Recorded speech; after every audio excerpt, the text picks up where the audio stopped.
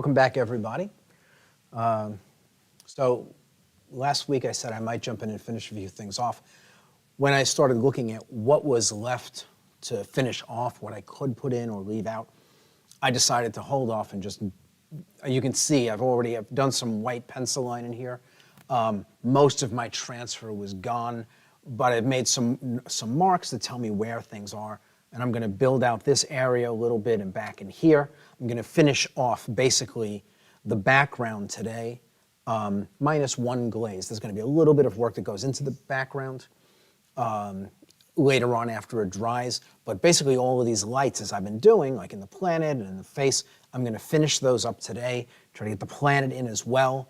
And then next week we'll probably be jumping into, we'll be jumping into the mountain range in the back here, and then probably the rocks up front.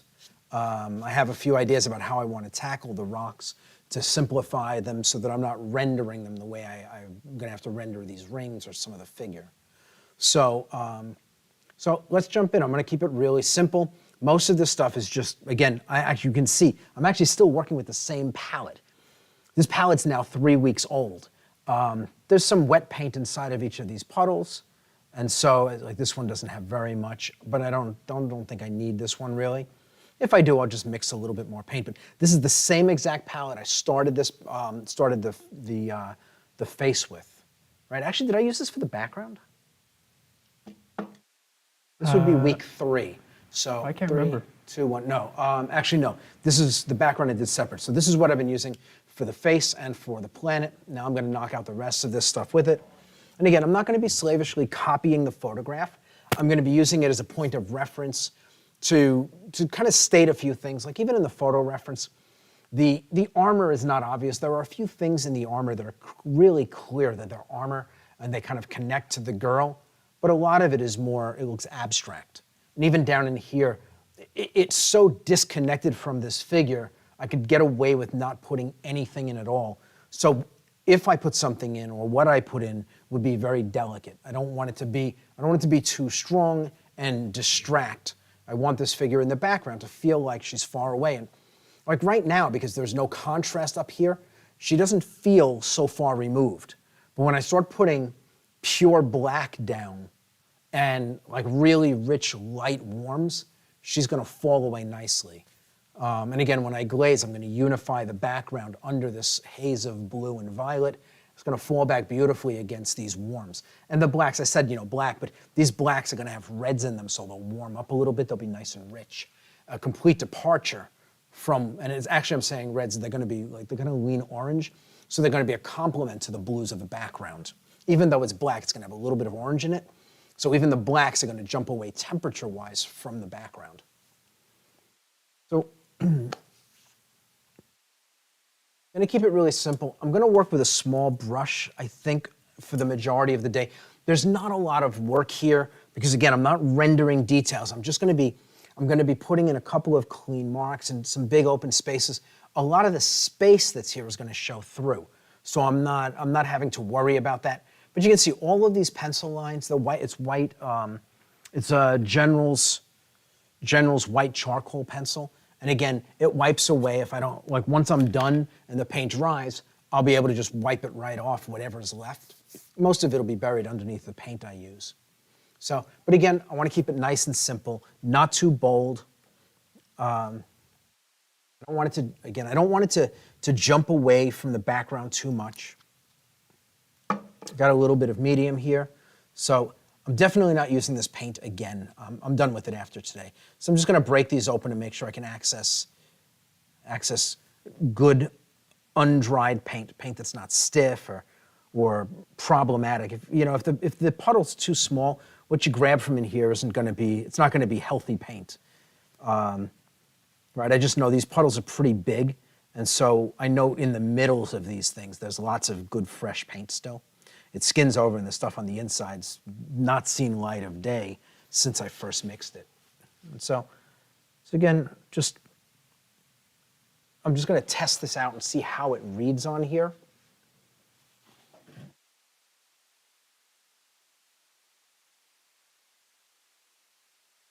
Again, I'm going to be able to go back in and glaze later on. Let me grab, where did I put my photo? So just get my photo reference up here. The collar is not in here, so this is kind of missing. So I have the photo reference over here.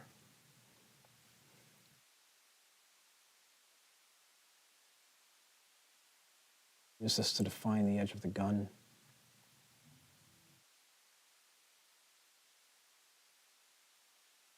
Again, I'm going to go in, I'll clean some of this stuff up afterwards. I'll create my gradients. I'm going to do a little section that soften. In fact, you know what? I'm just going to soften things as I go. Rather than create multiple stages, I'm just going to get it all done as I go. So here, just kind of tapping the edge and making it dissolve into the background so it's soft.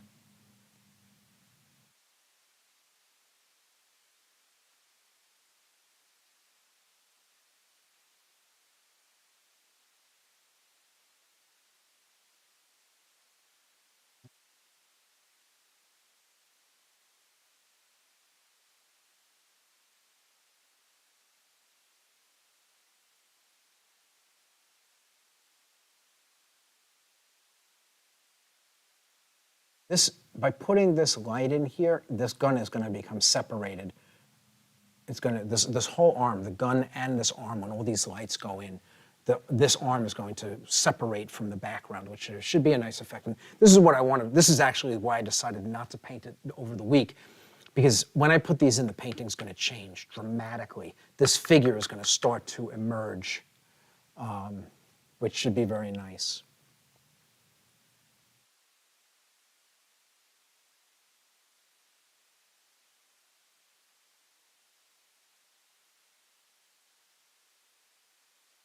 Being careful to manage this edge and make sure that I'm explaining the edge of the figure as I work down this arm. To be precise as I go. I know that this value is going to drop off about here. This is where the gradient starts to fade into this. So I know that, so I can just kind of not worry about the reference as I work my way down to that point. Controlling the amount of paint coming off the brush, trying to keep it equal everywhere so it stays nice and flat. Here. This is going to come across. Same thing. This is going to be a little bit lighter. So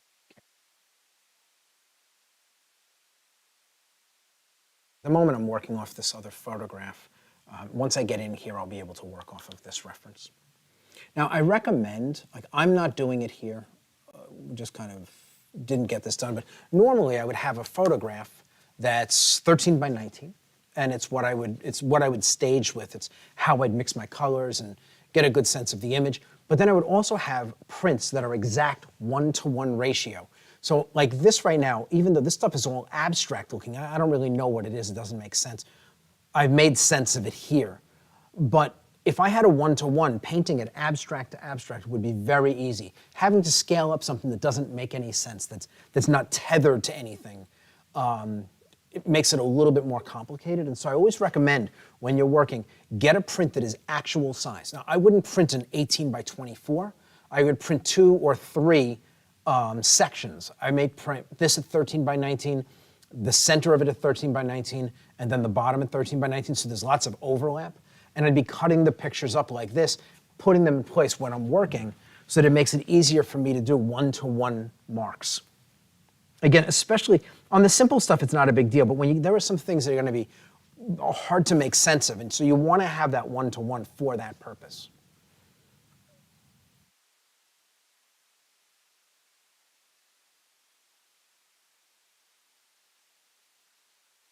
Again, just trying to make sense. Watching my angles, how everything goes. Because my entire drawing is lost in here. So I'm really just winging this. Trying to make sure that I maintain something that feels like what's in the photograph, what this armor looks like. And I'm actually going to grab the photograph real quick, the reference. I want you to see it.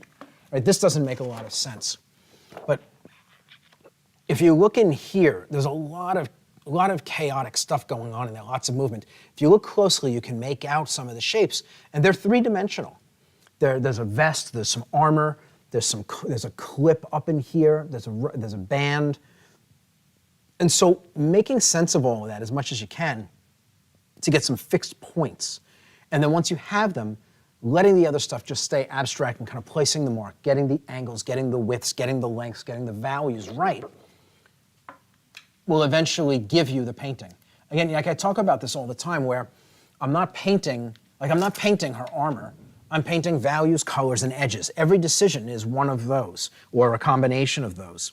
And so if I can get a few anchor points here, it becomes easy to then push this painting forward without ever changing my thinking away from value, color, edge. And right, my value colors are determined here. My edges, not just how big something is, but like my edges, not just whether they're sharp or graded, but what the outer boundary of the shape that I'm filling looks like, right? And you have angles, and that's all proportional drawing.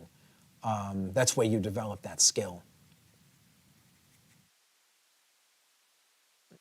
Larger brush.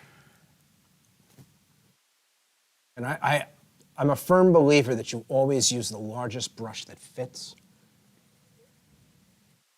Smaller brushes make lots and lots of unnecessary work, and they tend to create paintings that feel too detailed. What I find is that when you work with a small brush, your brain is looking for marks that brush can make. So it's looking for smaller marks, smaller pieces of data. And so what we want to do is we want to work with a big brush. We want to work with a big brush because it allows us to think in more general terms. And again, I actually do believe that the brush that we hold in our hand determines how we think about what we're doing. If you're holding a big brush in your hand, you will think big marks, bigger, bolder things. And if you have a small brush in your hand, you will be thinking details. You'll be looking for all these tiny little marks that brush can make. And so working with a bigger brush is always going to be to your benefit, especially early on, when you're first trying to make sense of things. A bigger brush is always going to be a better fit. Again, there's a time to go down to a smaller brush. It's when you run out of things that the bigger brush fits in.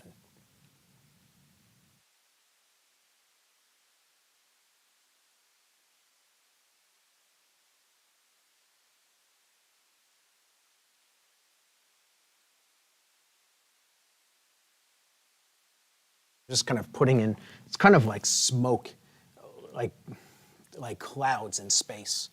And all it is radiance of light. Again, this light is going to be like here.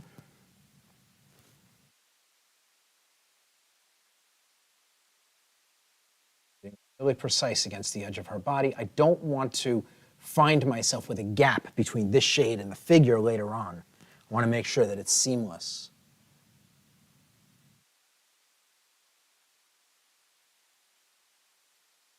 Nothing worse than starting to fill in the figure and realizing that there's a sliver of unfilled space between your figure and the background, and then you have to change the shape of the figure to fit that space. And that stuff always looks ugly in finished paintings. Repair work. If you can, you want to avoid repair work.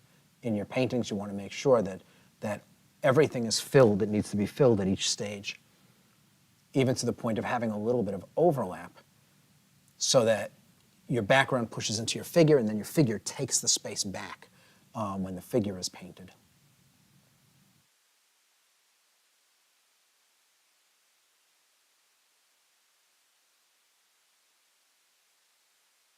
As I'm doing this, I'm actually taking the white line,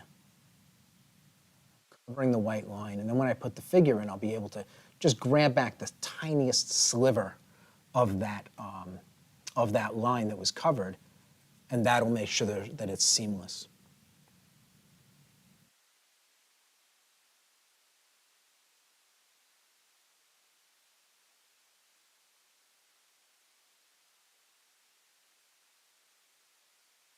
I'd love your thoughts on something.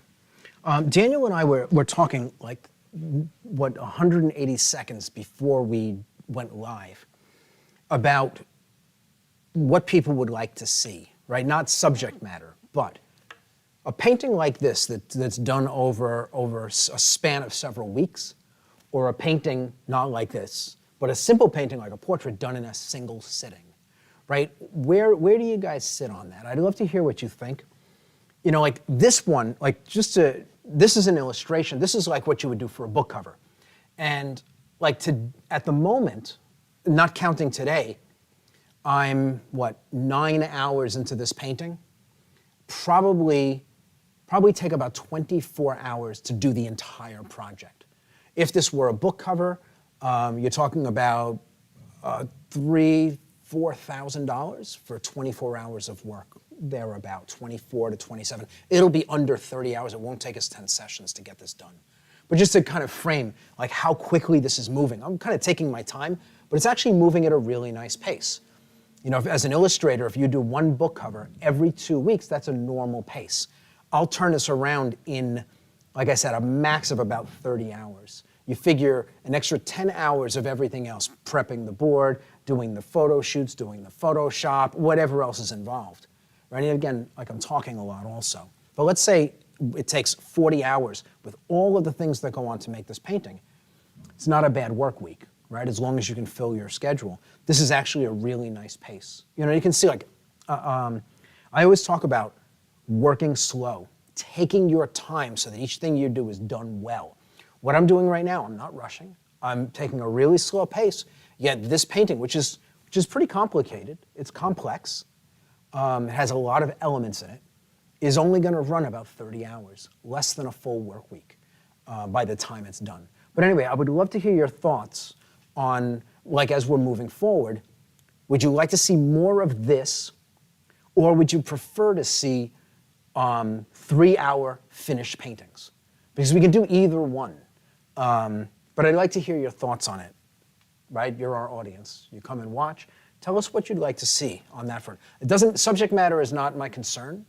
What can be done in 3 hours can be done in 3 hours, and I'll have to pick subject matter that can be managed that way if that's what you like. But yeah, we can have a conversation about that.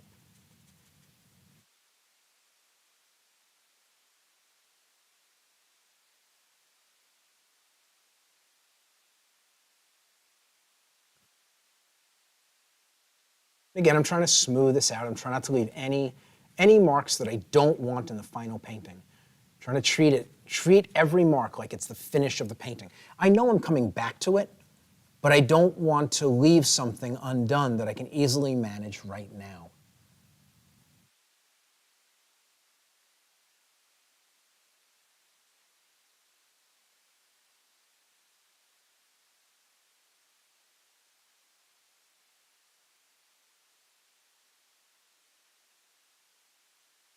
Again, I dried the brush. I've got a little bit of this paint from here. It's getting thinner and thinner, so I'm bringing it down here so this doesn't feel contrived. There's actually a light source back behind this figure, but it's not obvious. It won't be obvious until the figure goes in.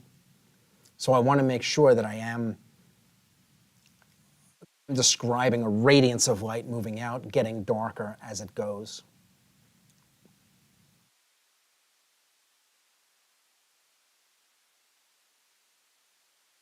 Space clouds.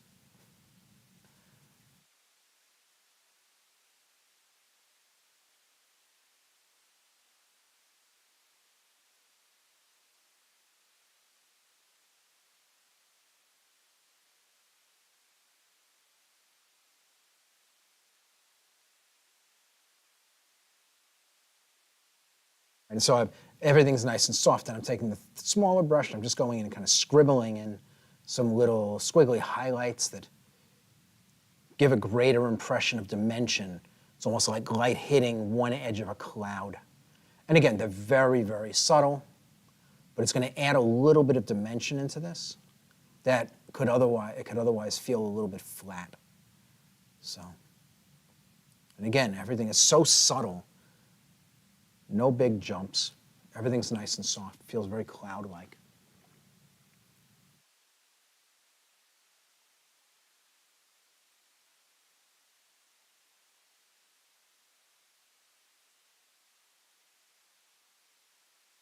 Hey, Kevin, the overwhelming majority is sharing that they'd all like to see a mix of both. They see the value in both, and yeah. Tell them I didn't give them that option. I said one or the other. Okay, I mean, that's fine. We can definitely do that. We can definitely move back and forth. You know, I find the thing with the one-day paintings is that I find that, and you've heard me say this many times, this is theater. The one-day paintings are a lot more theater than this is. I'm able to really get into why I'm doing what I'm doing and break it down and make sense of it. And so doing the one-day paintings, the 3 hours, it's such a rush to be able to move through it and complete it in that window of time, that it's hard to stop and explain why something is going on. It's fun to watch, and again, it'll be fun to watch, and I'll, of course, because I can't stop myself, I will be explaining things along the way, but they'll be a lot less informative than something like this, where I have lots and lots of time to just play around and converse and stop and explain what I'm thinking and why I'm doing something. But yeah, we can definitely do that. Yeah, so we'll figure that out. I mean, we've got a number of weeks left on this painting before we decide what's coming next.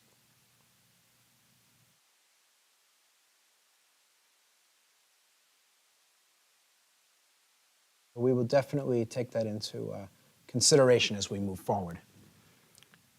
And again, like you can see, I'm making these variations. It's all one shade of paint. And I will probably stay with just this shade, except for a few little highlights, which I'll jump up one value. But I'm going to be able to get away with pretty much one shade of paint for everything I'm doing here, just by putting less paint down or more paint down. Now, one of the things, like you see this mark I'm making, even though it's very subtle, it's really clean and particular. It's not a sloppy mark. Well, it's subtle and it's not really contrasted. It's not like a really bold light against something dark. It's really delicate in there, but it has to be just as precise as if it were a bold black line on white paper. It's got to be put in with that level of precision. Otherwise, it's going to fall short of what it's supposed to do. It's supposed to be a piece of her armor, and it won't feel like that. But these tight rings that are parallel to each other as they move are going to feel mechanical against an otherwise organic space. And so it's going to read as being armor rather than something floating in space or an artifact of light hitting clouds.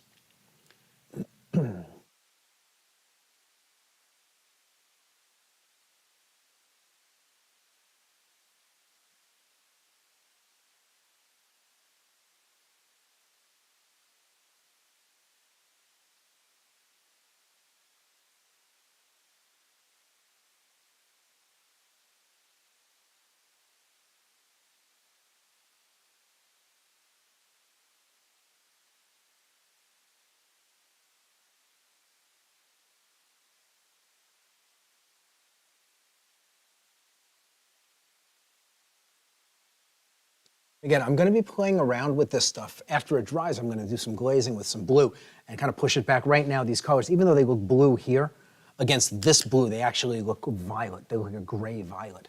And so I want to go in, I'm going to add some magentas, and I'm going to add some rich blue as a glaze after it dries. And that's going to help to unify the background and push it back in space. And that I'll do probably before I even put the figure in. That way, when this figure goes in, it's going to be going into a finished painting. So everything that I put down for this figure will be accounting for what the final surroundings are rather than what they will be later on. And I think that'll give us a better idea of what the value is doing when I first establish them. And like a lot of the time what I would do is I would leave this and I'd paint the figure and then I would glaze everything all at once. But I think for what we're doing, I think the glazing of the background and getting everything finished except for the figure might be the way to go. And, you know, as you know with me, that might change between now and when I finally get to the figure. But at the moment, that's what I'm feeling would be the nicest way to go about this. And again, part of it is just like what you get out of it by watching, and part of it is like what I think is best workflow.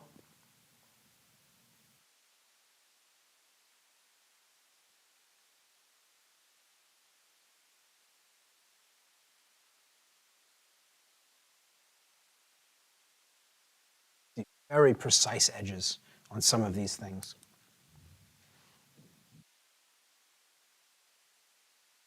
Hey, Kevin. Yeah. So Dina noticed that the reference image and your painting has a slightly different coloration. Now, on the one hand, I'm sharing the reference image through like this digital format, and so the color's a little bit off with the cameras and everything. But there is also subtle changes. Do you plan to kind of move the painting in a slightly different color as you go, or are you going to stick with this? No, so like the photograph is a point of departure for me, and it is nothing more. I've staged the photograph in Photoshop to give me the girl in the colors that she's in, the contrast ratios, the transparency. I've done all of that. This wasn't handed to me by somebody and they said, you must copy this. I made this as a starting point for a painting that I'm going to build, and I'm going to do what is best for the painting at every stage to make the nicest painting possible. The photo reference is going to shine in comparison to the painting. If you take the photo and you put it next to the painting when the painting is done, the painting is going to be nicer. It's going to have a lot more dimension to it. It already does. This face has so much more dimension in it than the photograph, and it's not even done yet. I haven't done the thing that's really going to make it three-dimensional yet. So I'm only using the photograph as a kind of like a baseline starting point. It's nothing more.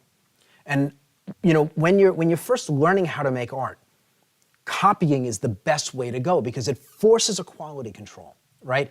If you're trying to learn, and right, the idea is that, well, let me kind of come around on it from a different direction. So I always say that in order to learn how to make art, you must, absolutely must, learn realism. That's not a negotiable idea in my head. And even if you want to eventually do abstract art, full-blown abstract art, you must learn using realism. And the reason is very simple. So as an instructor, when I watch a student, if I put a ball on the table and I say, okay, paint the red ball, and they paint it and it's a triangle or it's a cube and it's green, I can see where they're going wrong and I can direct them back. If they're just doing, like, say, abstraction, or they're painting what they feel like painting, I don't know if they're actually getting what they intend. Maybe they don't like that color red and they want to use a different color, so they do that. Or maybe their color mixing skills are deficient, right? And so realism and the faithful representation of what you see, whether it's off a table or in a photograph, copying it exactly as you see it, is critical to skill development. But it is a horrible, horrible place to end as an artist. It's a learning tool. And as soon as you have learned the lessons, you want to get as far away from that kind of thinking as you can. You want to start taking what you know and making better images than the photographs give you. And so I will not be pushing this to look like the photograph. I will be pushing this to make the best possible painting that can be made with the reference that I have as a starting point and nothing else. But yeah, but again, like, copying the photographs is a necessary thing when you're learning. But once you know what you're doing, you want to just use it as a starting point and nothing more. And that's how you create art. Slavishly copying a photograph doesn't do it, right? Unless you're a Trompe l'oeil painter, and and there's a market for that. Don't get me wrong; it's an incredible skill if you develop it. But for me, being able to depart from the photo reference and impart my feelings about what I'm seeing and bend the materials, whether it's the reference or the paint, to my will, to make it say what I want it to say in the way I want it to say it, that's making art. And right, I talk about intent. My intent is not to copy the photograph. My intent is to make the best painting I can, and I'm kind of moving that goalpost moves as I paint. As I put things down, I see what's working and what's not, and I kind of play with it. And I'll eventually nudge the painting over the finish line in the way that I think it is best managed. But that's the long answer to your question, Becky. Becky, right? That was Dina. Oh, Dina, I'm sorry. We have another question from Yes. Laurel. Okay. The way that you are painting those space clouds, would that be the same way that you would paint a sheer fabric? It depends. Oh, actually, no, it doesn't depend. So if you were going to paint, like let's say you have a girl and she's wearing a dress and the laces are the sleeves are lace. So you can see the skin through them. You wouldn't paint the skin of the arm and then paint the lace on top of it. You would have to be able to see what the color and value of the skin and the lace together equal. And you would paint what you see. But again, it's like the term paint what you see, I rail on that term all the time because it's generally thrown at people who don't know how to paint or how to see, right? So you go into an art class, you know nothing, and the teacher says, draw what you see, paint what you see, but that's not an education. Once you know how to see and you know how to manage your materials, painting what you see then becomes a valid thing to do because you're not just seeing things and painting them, you're processing that data and making sense of it, running it through filters that you have to then have an educated approach to bringing your painting to life based on what your intent is, right? And so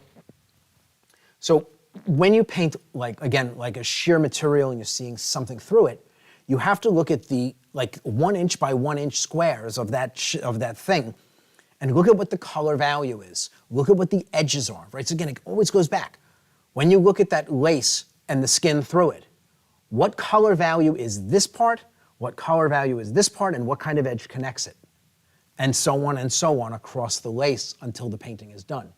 You have to think of it not as lace over skin, but as simple color value choices and the edges that connect them.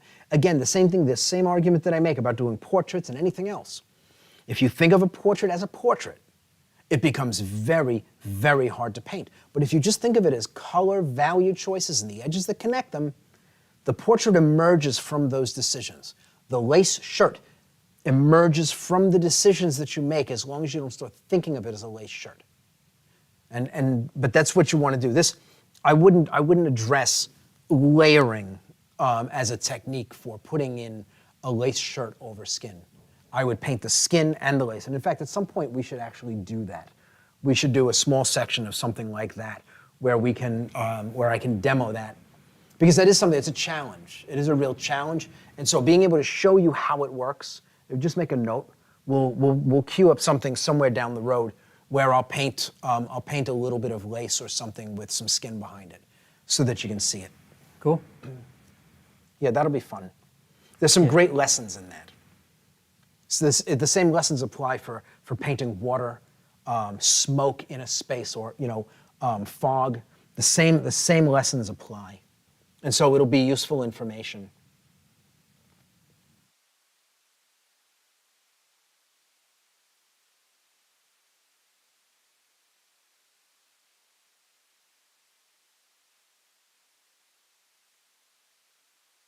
Planet down here. Will be a moon.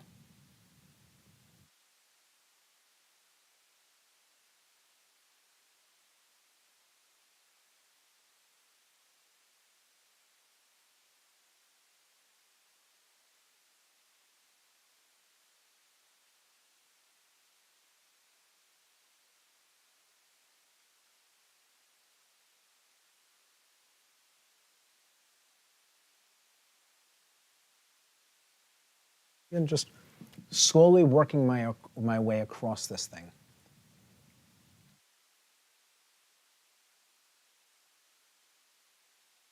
Really take my time. I want these lines to feel parallel, mechanical in nature.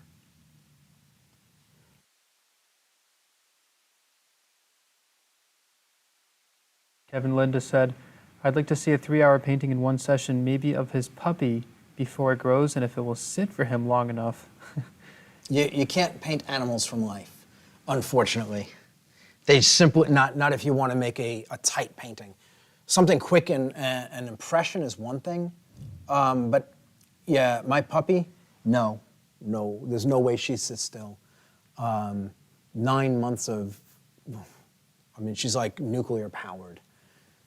She's, she wouldn't sit still long enough for me to even 10 seconds at best.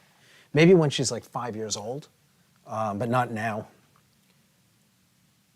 Beagle, however, she's 15 years old or 14 years old. We go lay her down and she won't move for 10 hours. Getting old. All she does these days is sleep and steal the cat's food. Yeah, she's a trooper though. Yeah.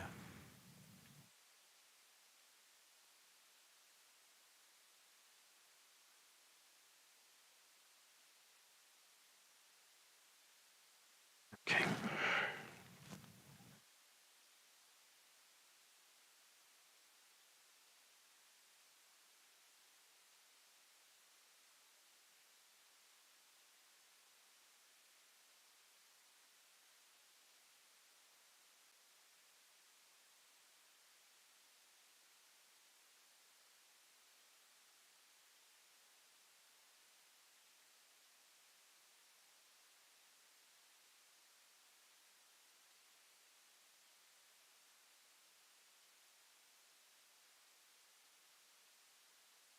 Got a cool question from Drake. Yes. Hi, I'm currently a student in the Evolve program, and a huge goal of mine is to get to the point in which I can create characters from creation.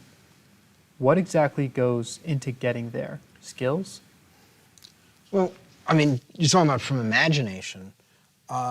You've got to start with, and we've talked about this before, but anything that you're going to create in a two-dimensional space, any kind of art, whether it's digital or paint or pencil, is going to be composed of the same moving parts.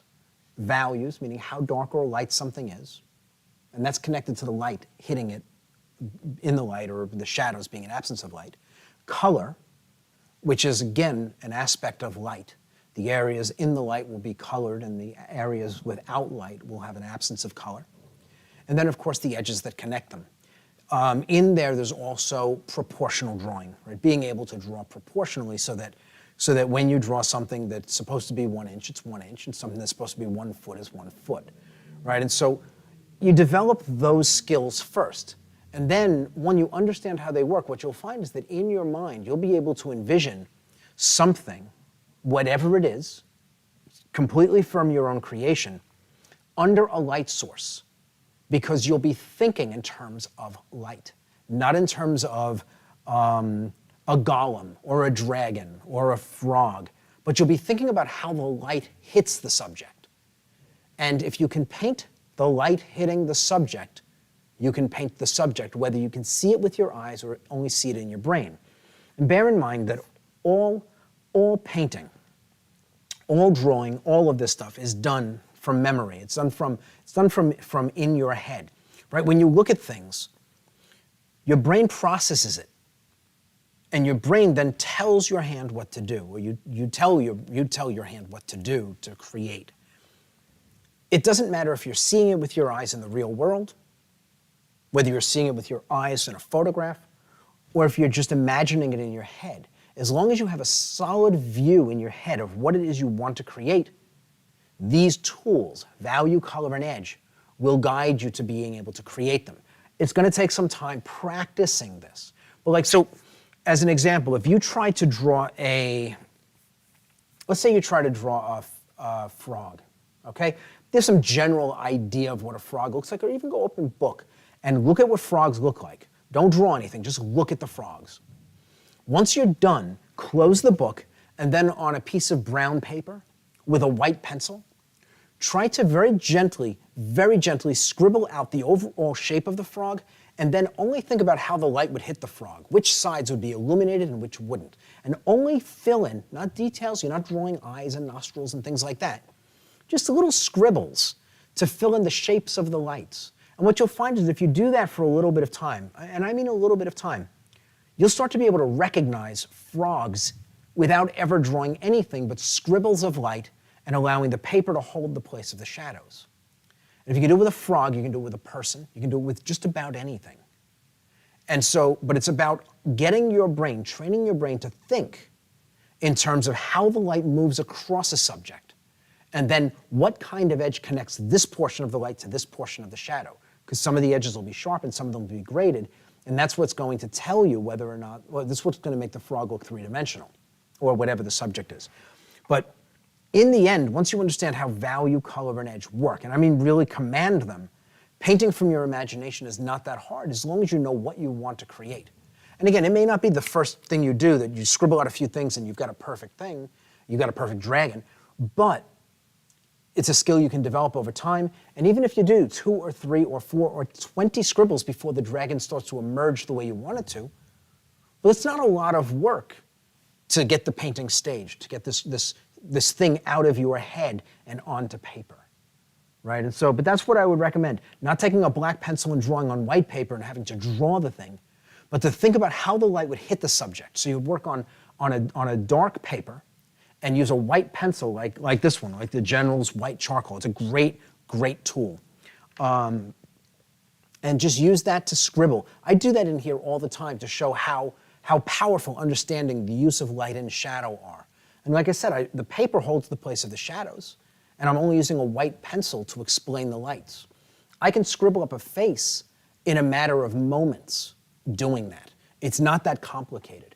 But again, as I understand how the light and the shadow work, and once you understand it and you've got it under your command, understanding it isn't enough. You have to really command it. But once you do, creating from your imagination is a breeze.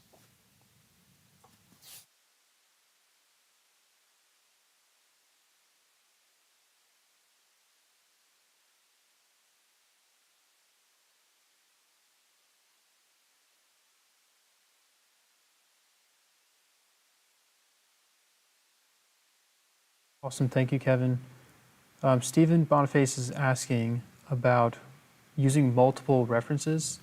And so Yes. we know that you use multiple references for this one, compile them all, put them together, stitch them together in Photoshop, and then now you have one collective reference. But Stephen is asking about like using multiple references separately and then painting them into one scene. Any thoughts on that? Yeah, absolutely. So when I was an illustrator, Photoshop didn't exist. There was no program. Computers, most people didn't even have computers in their homes. Photoshop came around after I stopped doing illustration. So what we would do is we would take photographs, get our subjects photographed, get reference photos from books or stock photography houses, and so all the photographs are mismatched in size.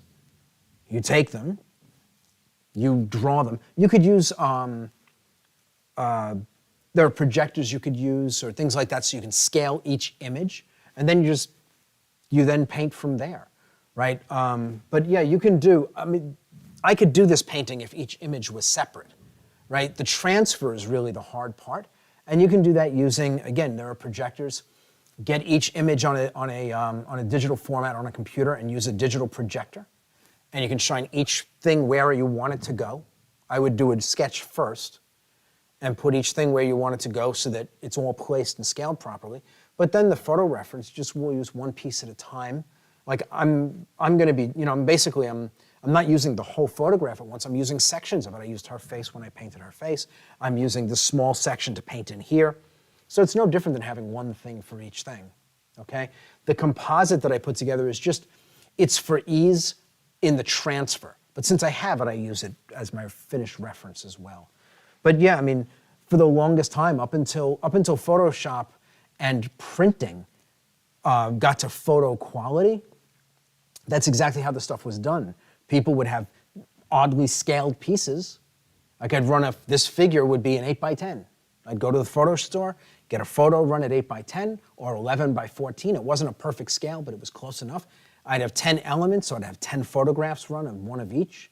And then I'd just sit down and marry them in the painting. Again, the photographs aren't the end goal. They are a point of departure. And so it doesn't matter. Like in the past, if I were painting her when I was an illustrator, I wouldn't have had a blue photograph. I would have had a full, regular, normal, flesh tone photograph, and I would have had to have mentally made the changes. There would have been no reference to tell me what color blue to use. I would have just had to figure it out while I painted. And so you do a color study. You do a couple of color studies until you like what you're seeing, and then you use that as your guide.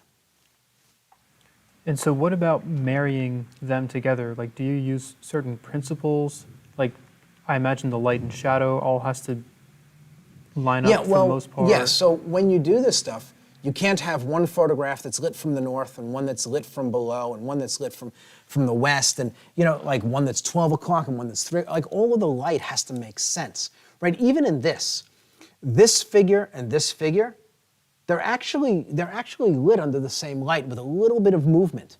But the lighting is pretty much the same. I dropped in a backlight for here to separate her. But the lighting on the subjects are actually the same, even though they're completely separated. And in fact, actually, I'm sorry, no, the lighting is exactly the same. I flipped this, or I flipped her. So if you look, you see the edge light here on her, the edge light is back here. So I flipped her. She was originally turned the other way, the gun was facing this way. And so, but you can see the lighting is exactly the same. It's exactly the same. And so, again, because remember, we're not painting people, we're painting light. The light has to make sense across the painting. And even though these are flipped, the lighting all makes sense together. It doesn't feel weird. And I could light her completely different from her, but I like the idea of keeping them. They feel more connected this way. It might be funny if she were on this side, or actually, if I moved her this way. So again, if I took her and I put her over here and put this one over here, I could put a light source in the middle. That light source would create this edge from her on this side and this edge over here. Now they're both being lit by the same light within the painting. Now I didn't do it that way, but again, I'm able to kind of play with these because they're in two very different spaces. But again, the lighting is all taken into consideration. And even the rocks, like these rocks, the lighting is taken into consideration. Now, I'm going to have to put in some edge lights on some of these rocks in order to make this light out here that's on her make sense in these rocks. But these rocks are basically lit from this side in the front, and this side is shadowed, much like her, lit from here, shadowed here. And then all I've got to do is drop some edge lights in. And I was thoughtful about that when I grabbed this reference. It wasn't random. I looked for reference that was lit based on what I had up here. Now, this stuff back in here is a little bit different, but it's got this good, strong edge light hitting everything this way. And it's really not got any light over here, but it falls away nicely like that. We could have a light source very close to her that would light her, that wouldn't light something a mile away. And then we get this really strong light that could be a sun over here lighting her, and then lighting these rocks. So again, like all of that kind of stuff comes in. It all has to be thought through. For the most part, if you're creating a montage like this, you have a broad latitude where if you take three figures and put them in a space side by side, all at the same scale, they all need to be lit the same. So you can't just grab stock photographs from anywhere and just hobble them together. You have to account for where the light source is. The light source needs to be consistent. And as long as it's consistent, the painting will feel right.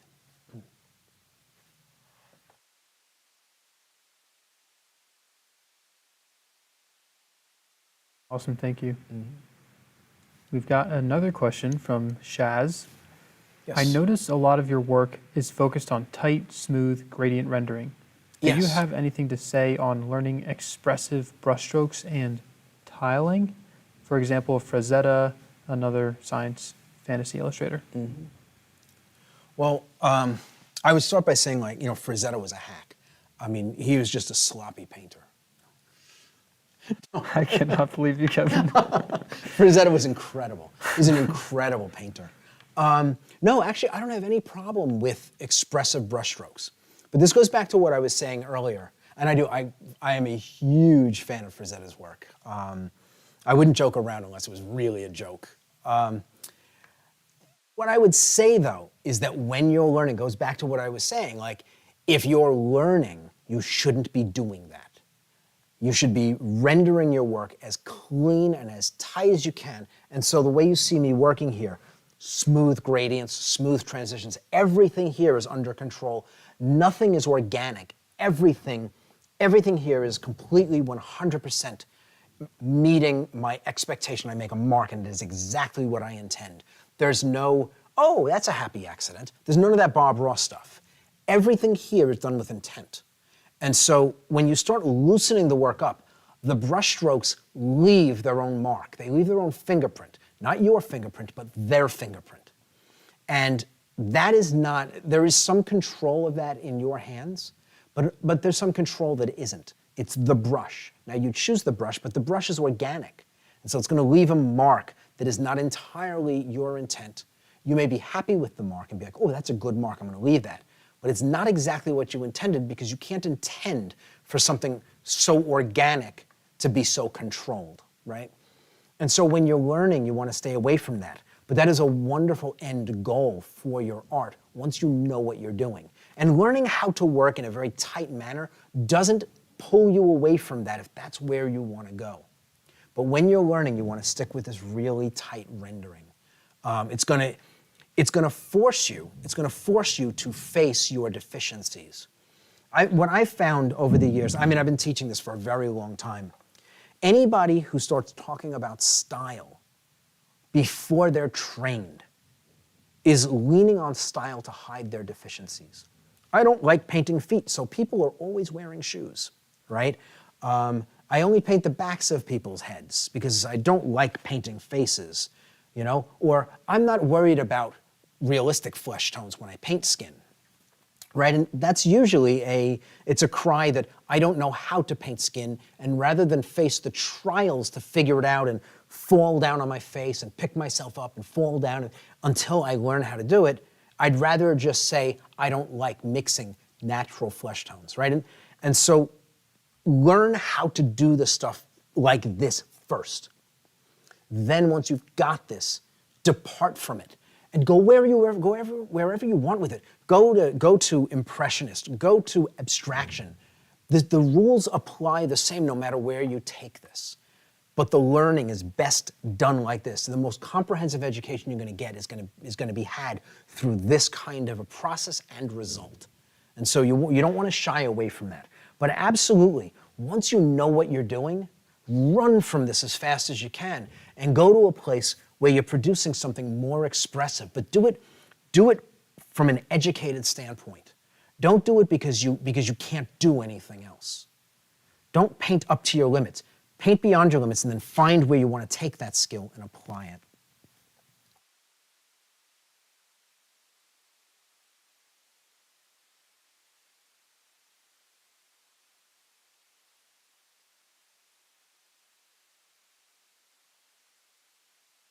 And I would say, like, in that also, like, I actually like painting like this. This is fun.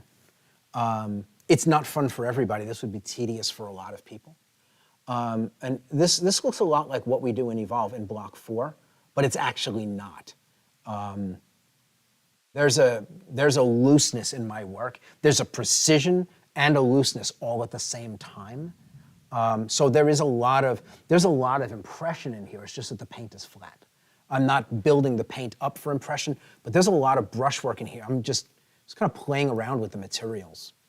And so it looks tight, it looks rendered, it looks like the kind of stuff that any sane person would want to get away from as soon as they can, because it can look tedious. And in truth, when you're first learning how to do this, it can be tedious. I believe that what we teach in Block 4 and Evolve is tedious, but it is a necessary stepping stone to learning how to do this in order to get free, right? And that's the whole idea. The whole idea of the education is to free yourself, to create, to not be stuck in a process that might not be a good fit for you, but to get absolute freedom where you can sit down, whether you have a photograph or not, it doesn't matter what material you have, anything in your hand that will make a mark, you can create art with, meaningful art. And that's really where you want to be, and that's what happens when you command these materials, when you understand how they work. I say materials, it's not oil paint, but just understanding how value, color, and edge work. You get command over that, and there's nothing you can't do with it. There's no look, there's no style, there's nothing you can't do, and do it well.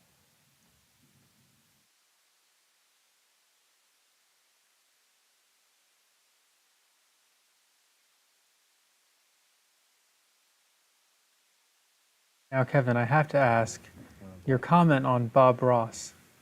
None of that Bob Ross stuff. I'm a fan of Bob Ross. I'm not taking a hit on him. I'm a fan of Bob Ross. I love what he did. I'm not as much a fan of his fans, and it's not their fault. What I find the issue with, but so Bob Ross, I think Bob Ross is one of the greatest and one of the worst things that happened to artists, maybe ever in all time. Bob Ross introduced people who wanted to paint to painting in a very safe environment, in a place where they felt comfortable and welcomed, and they were able to push paint around and it was made fun for them. And he opened up the world of art to so many people who would have otherwise never touched it. And I think that is a wonderful thing. It's an incredible gift that he's given so many people.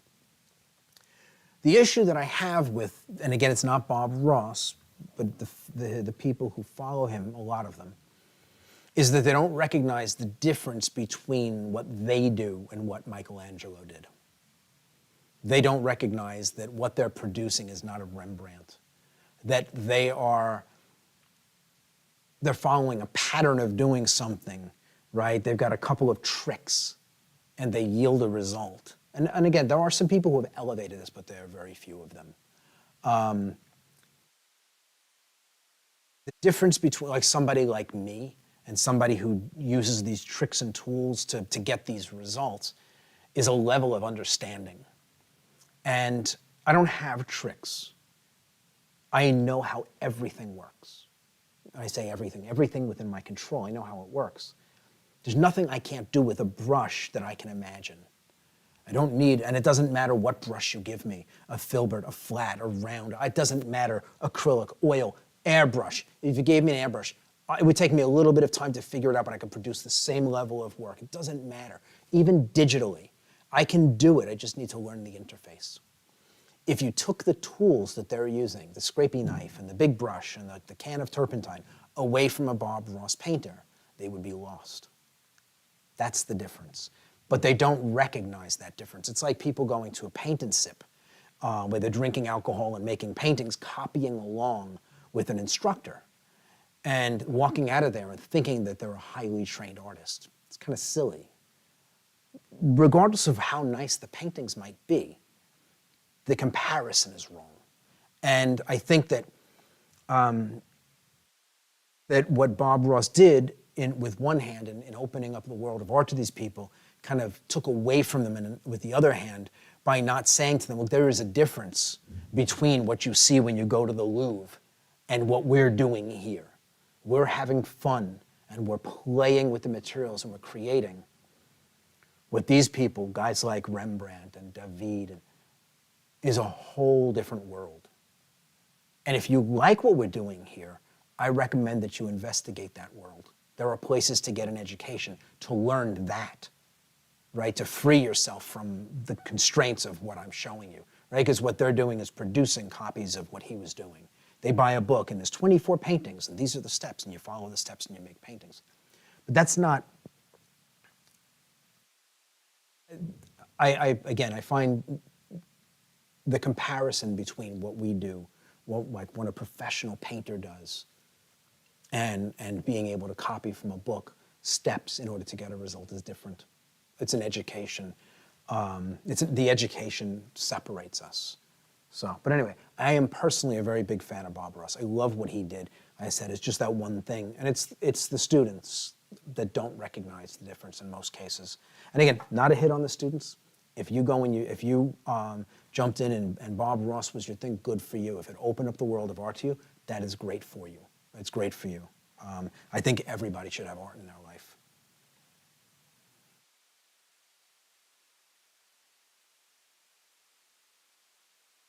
But Dan, you can't set me up with these things that make me look terrible. I feel terrible. like I'm like Bob Ross. No. Everyone's agreeing with you in the comments here, though. It's painful for some.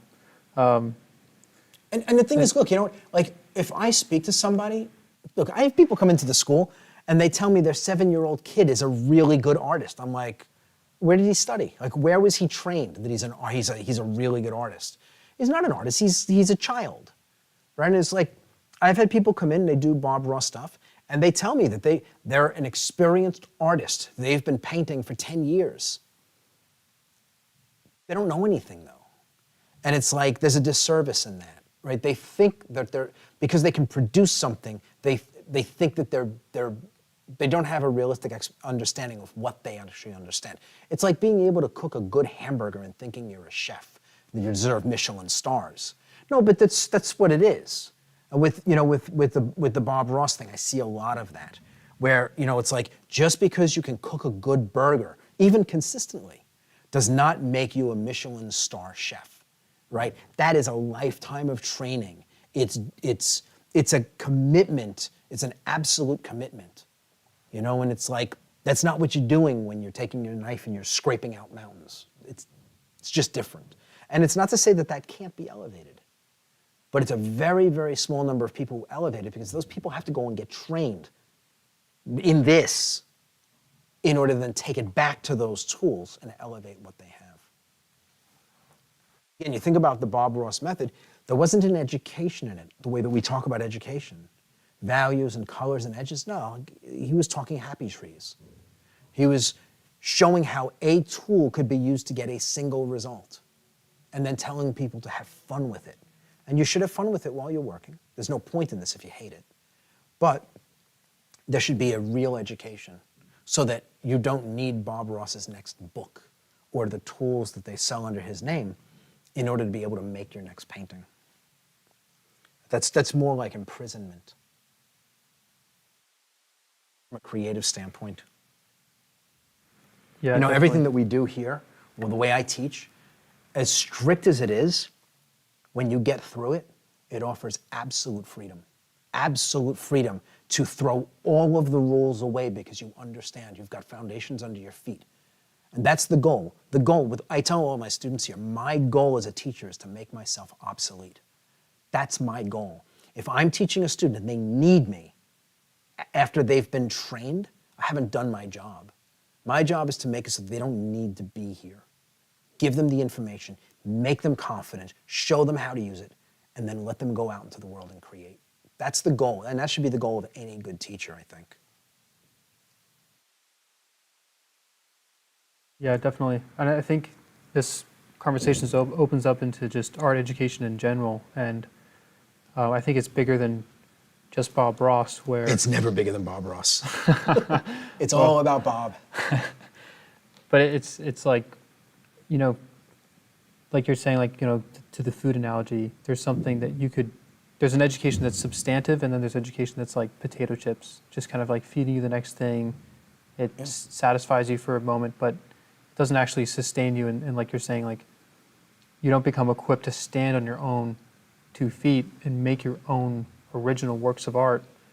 And I think that's a big part of what we're about in Evolve, why I love being a part of Evolve, because we're trying to create a new movement and redefine art education in a way that says, wait, hold on, like, let's really raise up artists that are equipped to take the things that are either, deep inside them or their imagination can just go wild and fully express and create. And it happens through, we found it happens efficiently through this strict, rigid process. Yeah, absolutely. But it gets you through onto the other side. It's pretty cool. You should have just said that from the beginning. It took me 10 minutes to say what you just said in like 90 seconds. And more eloquently. You can see, like, I'm not, my pencil lines are guides, but I'm not necessarily adhering to them. As I'm working, I'm just trying to make everything feel right. Again, my pencil marks, there were no lines under here, so I just kind of drop them in. And as I'm painting, I'm making adjustments.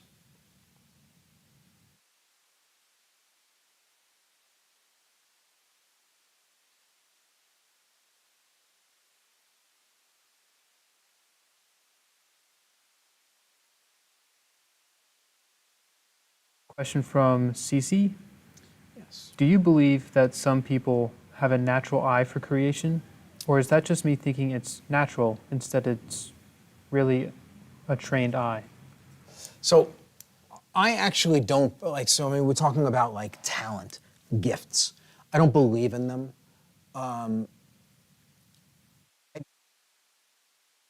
You could make the argument that some people have a better eye for color, they pick it up quicker. Or that they can see the proportions better right away.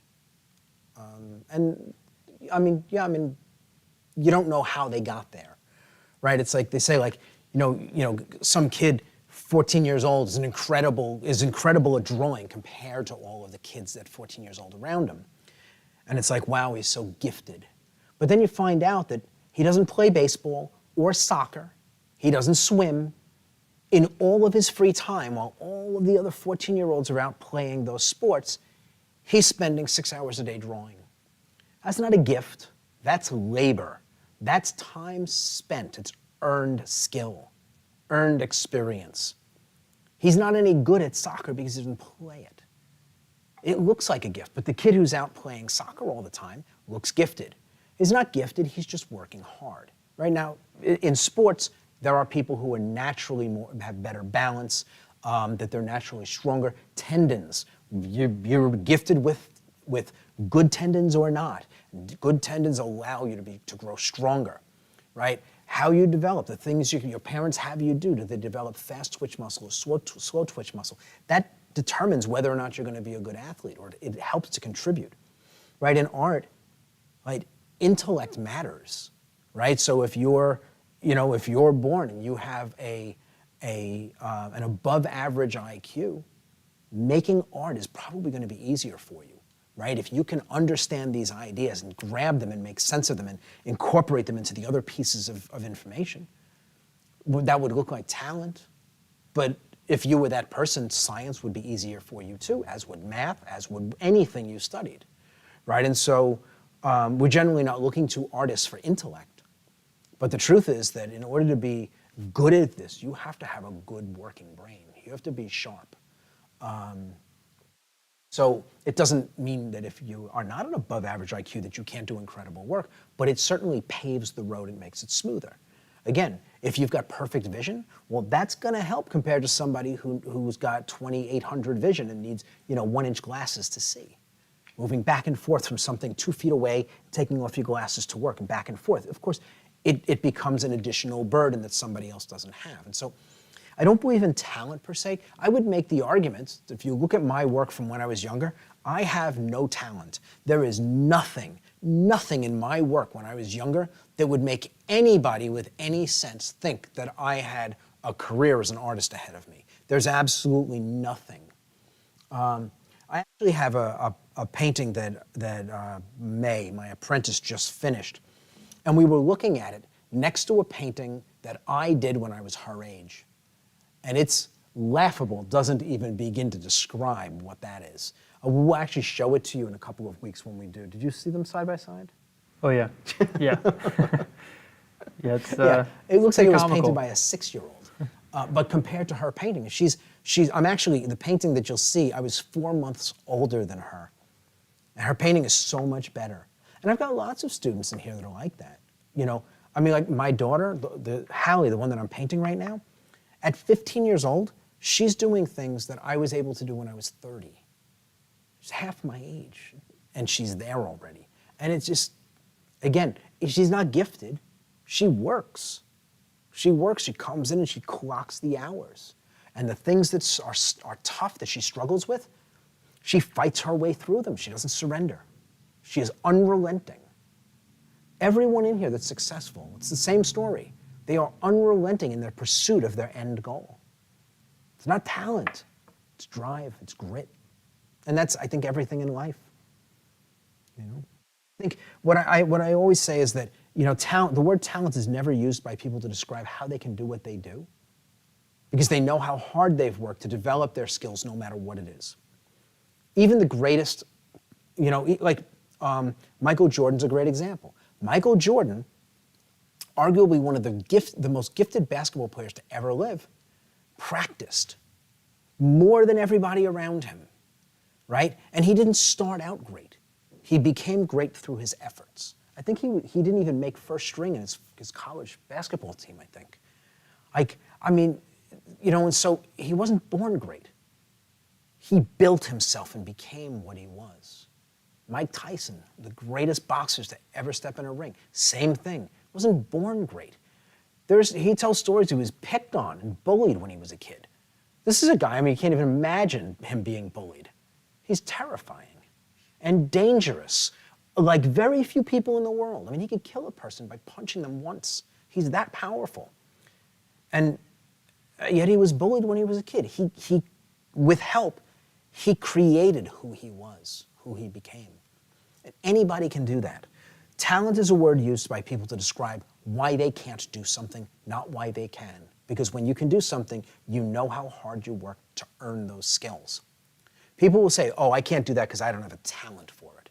Well, that's an excuse to be lazy about it, right? It's like art's not for everybody, but if it's for you, you wouldn't ever say that, right? You wouldn't just brush off your potential that way. You would knuckle down and you would do the work to get to where you're going. Now, of course, that requires you being able to see that there's a path to get there, that you don't feel like you're wasting your time. That's where an education comes in. Getting a proper education, like in a place like Evolve. People come into our program because they see what we do, they see our results, and they're like, I know that I'm not going to fail for lack of effort. I want this. And this is a place that appears that it's going to give me all the things that I need to be given to me in order for my effort to then elevate me. And that's, you know, but again, I don't believe in talent. I don't believe that, if there is such a thing, I don't believe that it makes the difference between succeeding and failing. There's a great poster at the gym I used to work out at. Hard work beats talent when talent doesn't work hard. And so even if you believe in talent, the effort needs to be there regardless. Somebody with no talent who works hard will beat out somebody who has talent that doesn't work hard. If you want this, just knuckle down and do the work. Make sure you're getting a good education. Yeah, and to add to that, Catherine said, I believe that Michelangelo said that they wouldn't call me talented if they knew how hard I worked. Yep, that is a great quote by Michelangelo. If people knew how hard I worked, they would not be so impressed with me. Something like that. But yeah, I mean, definitely. It's not correct. I misplaced something here. I'm not going to worry about it.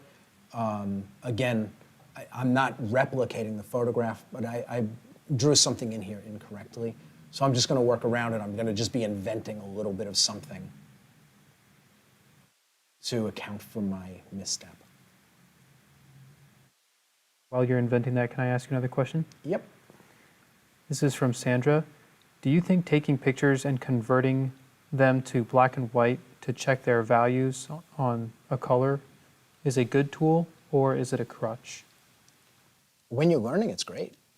There are a lot of painters, I'm talking about from the olden days, guys like me, that worked with black and white photographs. They didn't even work with color photographs. Their reference material would be black and white, and they would create the colors as they went, utilizing this as purely for value. There's something to be said for that. Value is your most important tool when you're making art. Having a command over your values is everything. You can totally tank your colors, but if your values are right, the painting will work. So yeah, I mean, that's absolutely fine. It's not a crutch. Again, over time, so what I would recommend, though, is that you try to make sense of this stuff with your own eyes before leaning on the photograph so heavily, right? So if you look at it and say you have a color photograph and then you make a black and white photograph, look at the color photograph and see if you can assess the values. Then go to the black and white photograph to proof your work. You think this, and this are the same value, this is one value lighter, this is one value darker. Then go to the black and white photograph and see if you're correct. That's how you train your brain. If you just use the black and white photograph, colors will always be, you'll always be afraid that your eyes are not going to give you the answers with color. And so do both. do both until you're confident enough that you don't need, right? So if you do it with the color photographs, and let's say you're wildly wrong, and then you do it a second time, and a third, and a fourth, and a 10th, and a 50th. And at the 50th time, you realize, like, you're looking, you label everything, you say, this is a value 5, this is a value 4, blah, whatever. You look at the photograph, the black and white photograph, and you're right. And you think back, I've been right the last 10 paintings. I don't think you need the black and white photograph anymore. At some point, that curve will start to bend, and you'll be getting it right over and over and over again. And at that point, now the checking with the grayscale photograph is redundant because you've got it right. And that's actually how we teach proportional drawing. Do it with your eyes first, and then we proof it by measuring. And eventually, you get to the point where your proofing tells you that you're right every time. And at that point, you can see the stuff. You don't need a measuring tool anymore. So, but yeah, I mean, feel free to use it, but always use it as a secondary way to check your work, not as the primary way to get the result. That's my advice.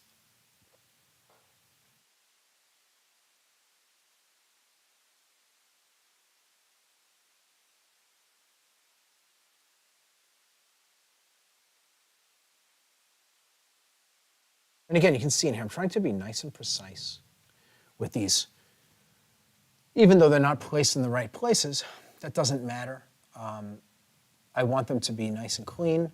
I paint them with some confidence that they feel like they're properly placed. Nobody knows what's actually going on back in here. It's just ghosted out. It's just a mess of stuff.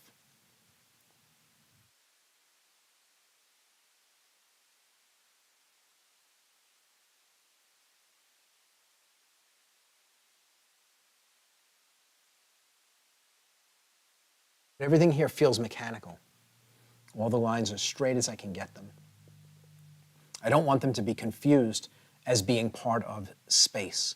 I want them to feel like they're part of this armor.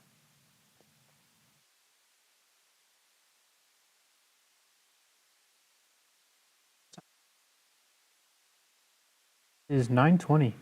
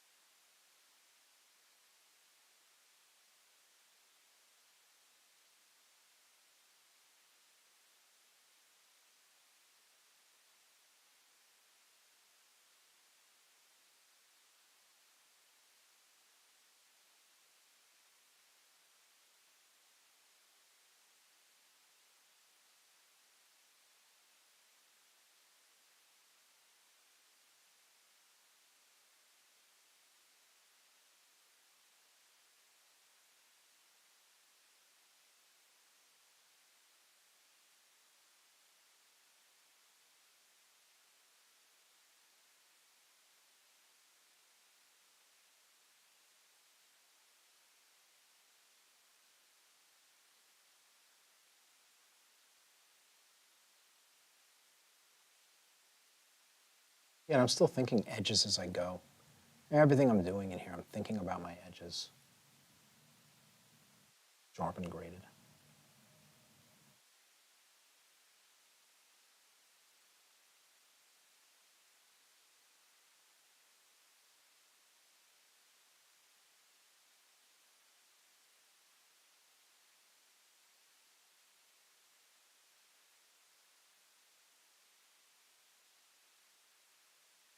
Steven said, Daniel, stop the time checks. It does not help when I'm 5 hours ahead and really should be asleep. It's pretty awesome that you staying up so late. Yeah, thank you. Thank you for staying up and joining us.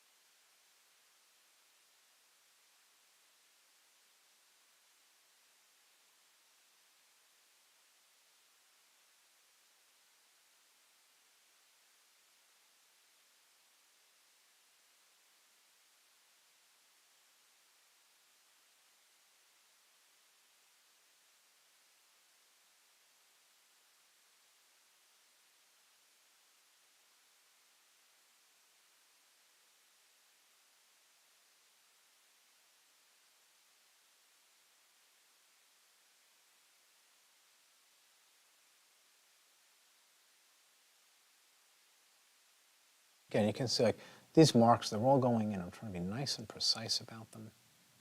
Sharp edges and graded edges.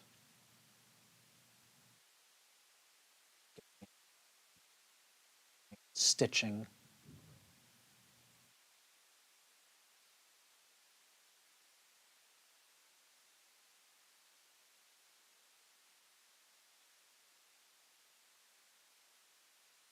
Michael Bull says hi. Hey, Michael. Great to have you. Yeah.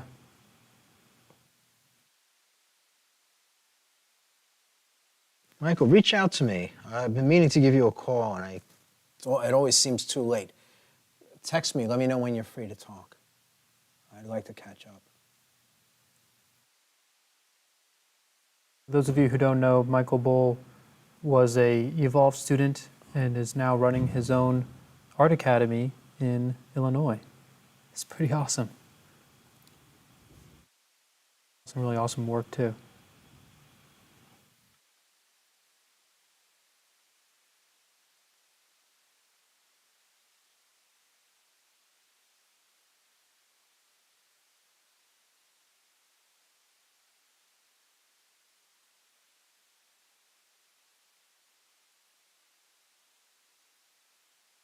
And again, this stuff is all going to get glazed over. Important for me to I keep kind of stressing that. I'm going to be putting some lights out in here as well. But this is all going to get glazed over and pushed back in the direction of the blue sky. So I'm trying to create some value drop off so it's not all the same. But I'm going to be able to create additional shifts in the values as I lay the glaze down when I get around to it. So it's not going to stay, right now it's a little monotonous, but it's not going to stay that way.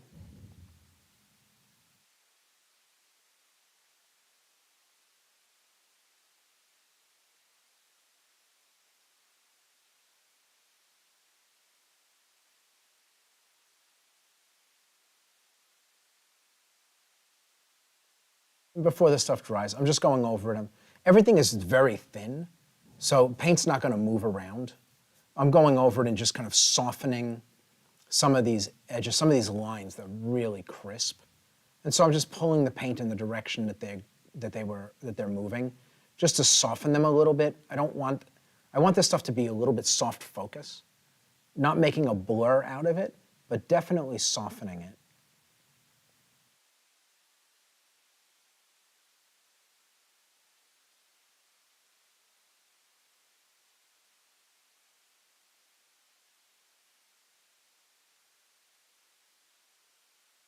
Will you glaze in with the lighter colors? I'll glaze in with this dark blue, and probably like a mixture with this, like alizarin crimson. Awesome, thank you. Yeah, I say alizarin. I don't remember the name of the color that we have for Evolve, but whatever it is, that's what I'm using. That one is Madder Crimson Lake Deep Extra or something. Yeah, something like that. We have it listed somewhere. Moving on. This is actually moving at a pretty decent clip. This is what happens when you work with one color, one value. It makes life easier. Okay, so that's that. That is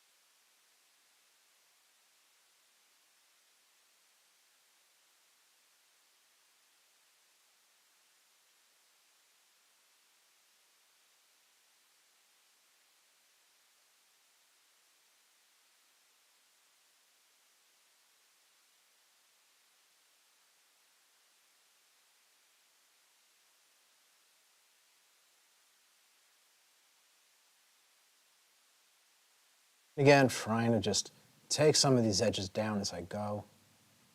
I don't want to have to go back and deal with like 1,000 edges later on. I'd rather just kind of slowly work my way through them as I'm laying things down.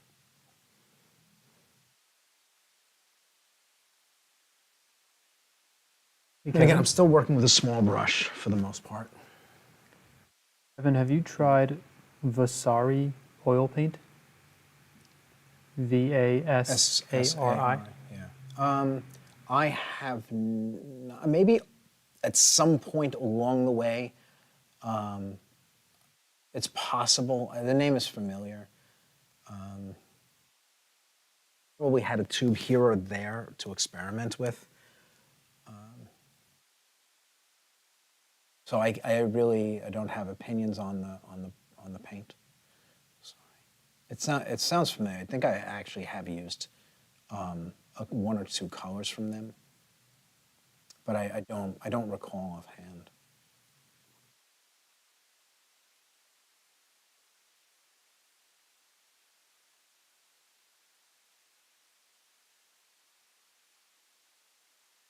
Is there a reason that you ask? I'm assuming just to see if I like the brand, if I think the quality is good.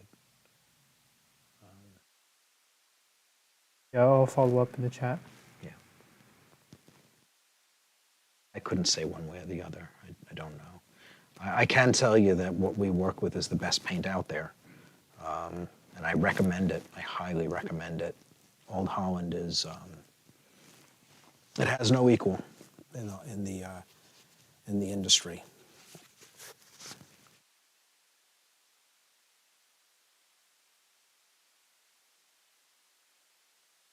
Just getting a little bit more paint here and making sure I got my oil mixed into it.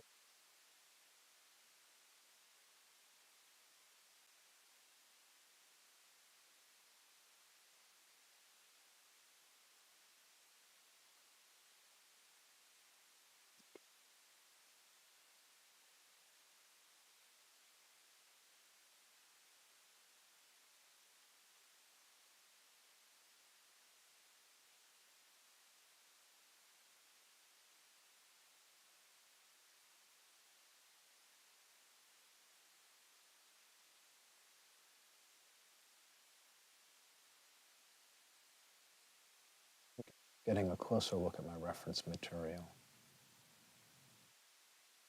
This is cut so I can't see everything that's going on in here. What I'm working on right now is like right here.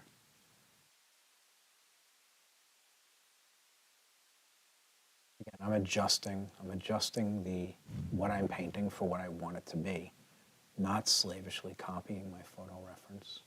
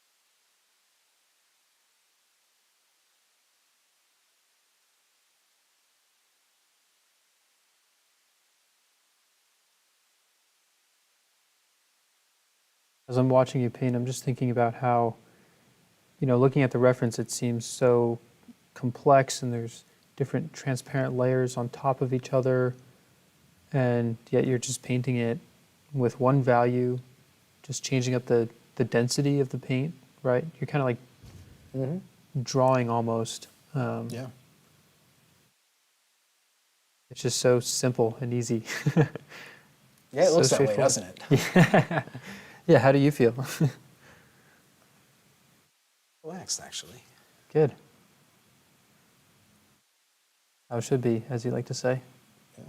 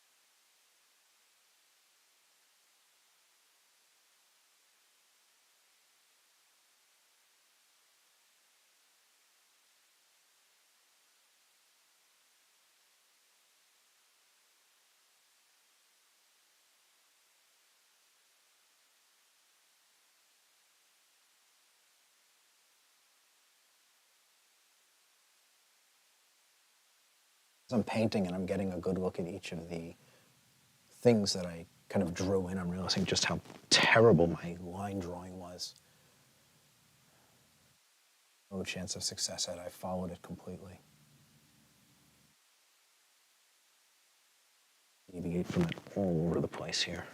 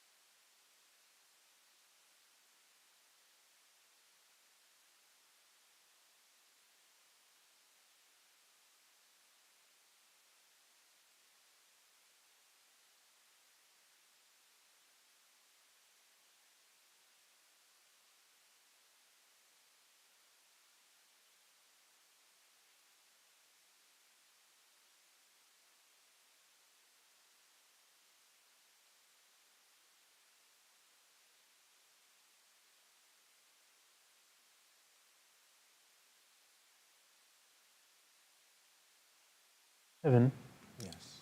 do you have a favorite painting stage?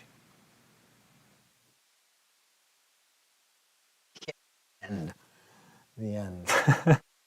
Well, I mean, it's like seeing a painting, I enjoy the process. And so, like in that, I enjoy sitting here and working.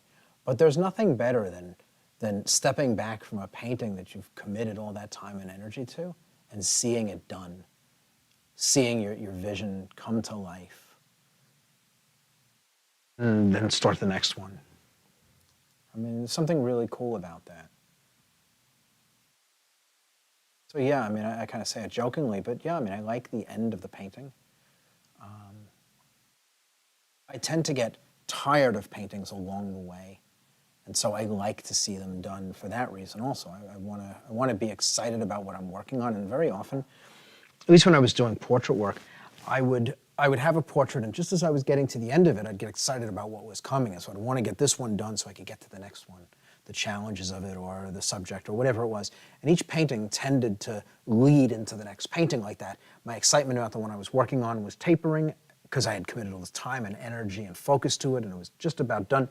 And my excitement about what was to come would start to emerge. And so I'd push to get through the one I was working on to start the next. And every painting seemed to have that, which is good because it drives you forward from a professional standpoint. It's good because to be excited about what you're working on and to be fired up about getting to the next thing, that's always a good place to be.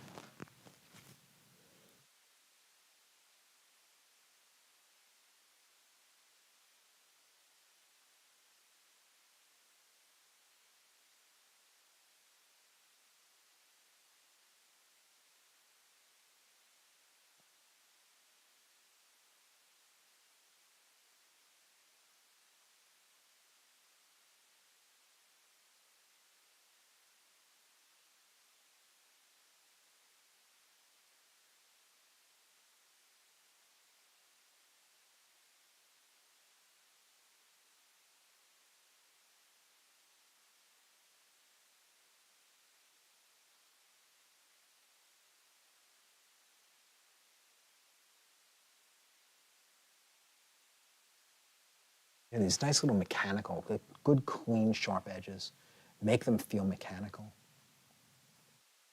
Again, where something else, everything else is so soft, organic.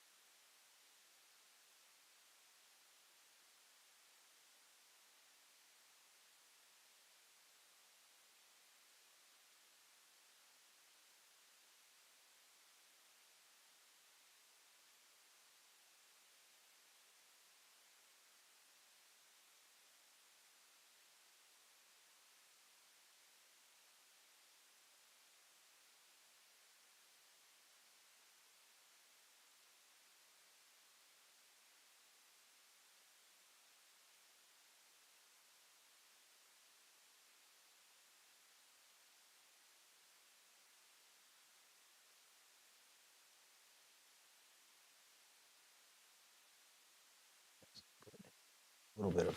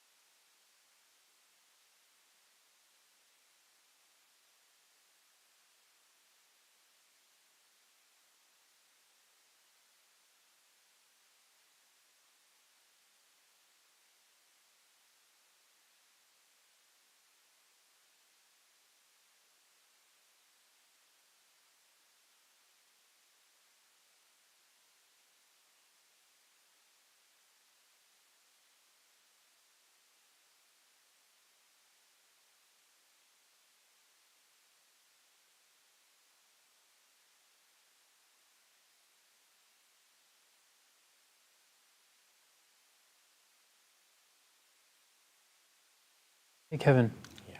when it comes to your illustration workflow, you would have, you'd be working on one painting, you'd have another painting lined up, and then like a third painting you might even be collecting reference images for. Like, what was your process and how did you use that to build momentum and help you keep moving forward from each painting to the next?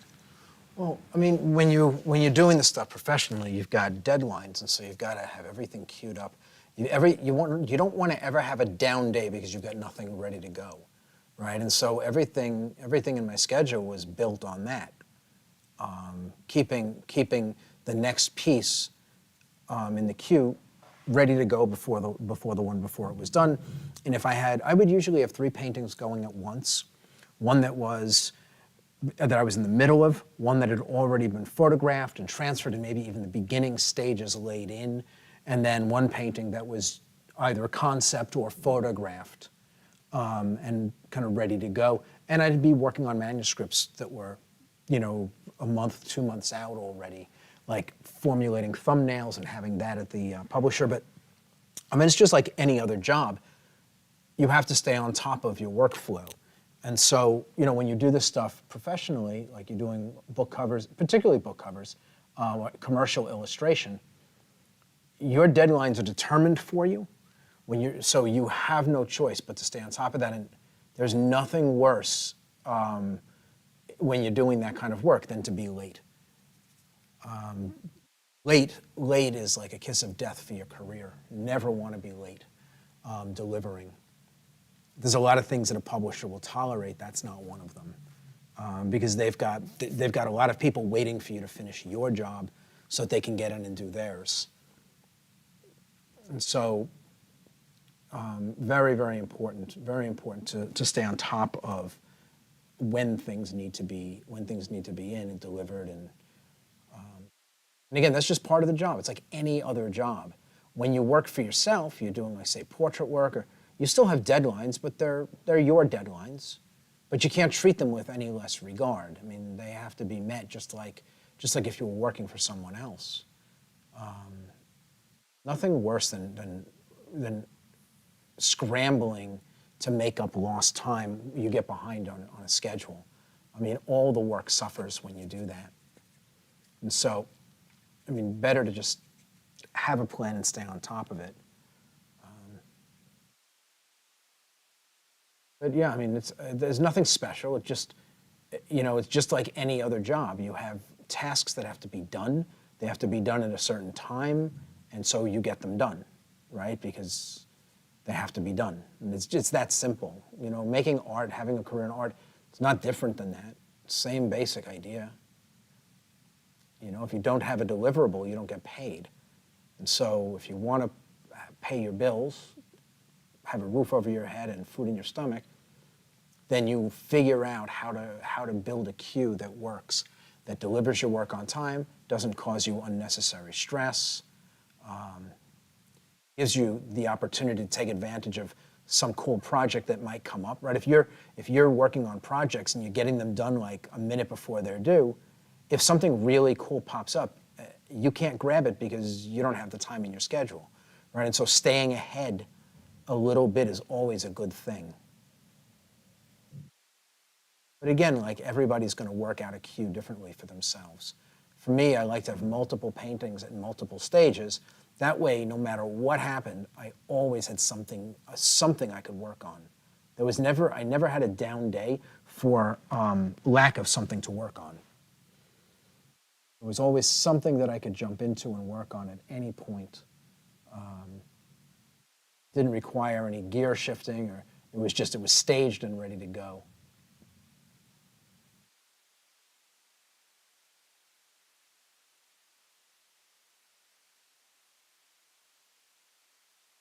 Being an artist, you have to behave like a professional if you want to be treated like one. It's like any other job in that. You know, a lot of artists, sadly, they don't understand. Like they get into art because it's not like other businesses, and then they never become business people, right? And in order to do this professionally, you have to be business oriented, or be willing to at least, you know, develop some business norms within what you do. Meeting deadlines is definitely a good place to start. Just dropping in a little bit of this. Again, I want to connect this with the rest of the painting. Right, so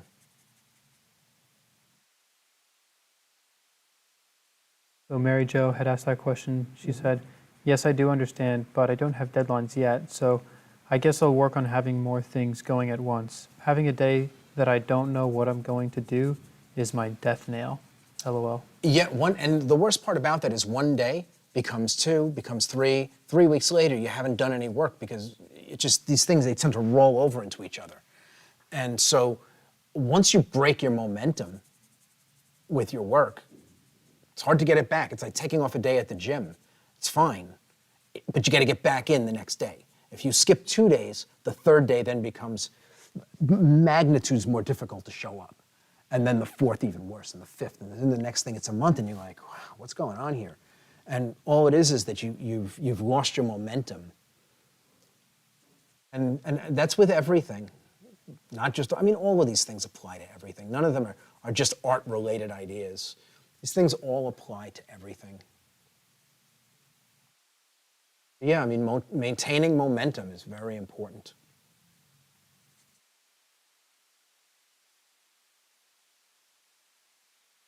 You can see all I've done is I've pulled some of this lighter shade up in here and incorporated it into the sky a little bit. Again, there's a little cluster of stars in here.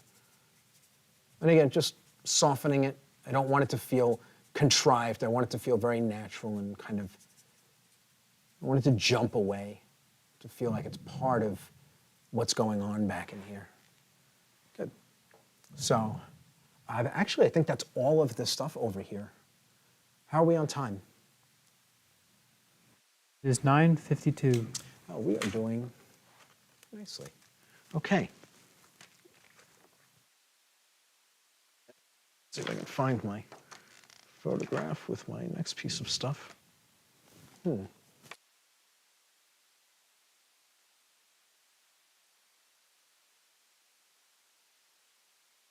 reference.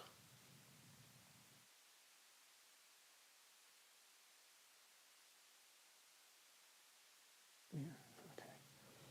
Let's have something up here.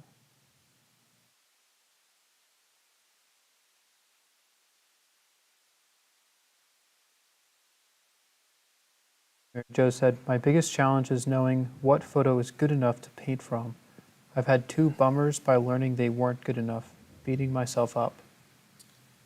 Yeah, but you know what? While you're figuring it out, like, don't be so rough on yourself. You know, I mean, you can do more harm to your chances of success by being rough on yourself unnecessarily. There are times to be tough and be like, you know what, I'm not delivering what I should.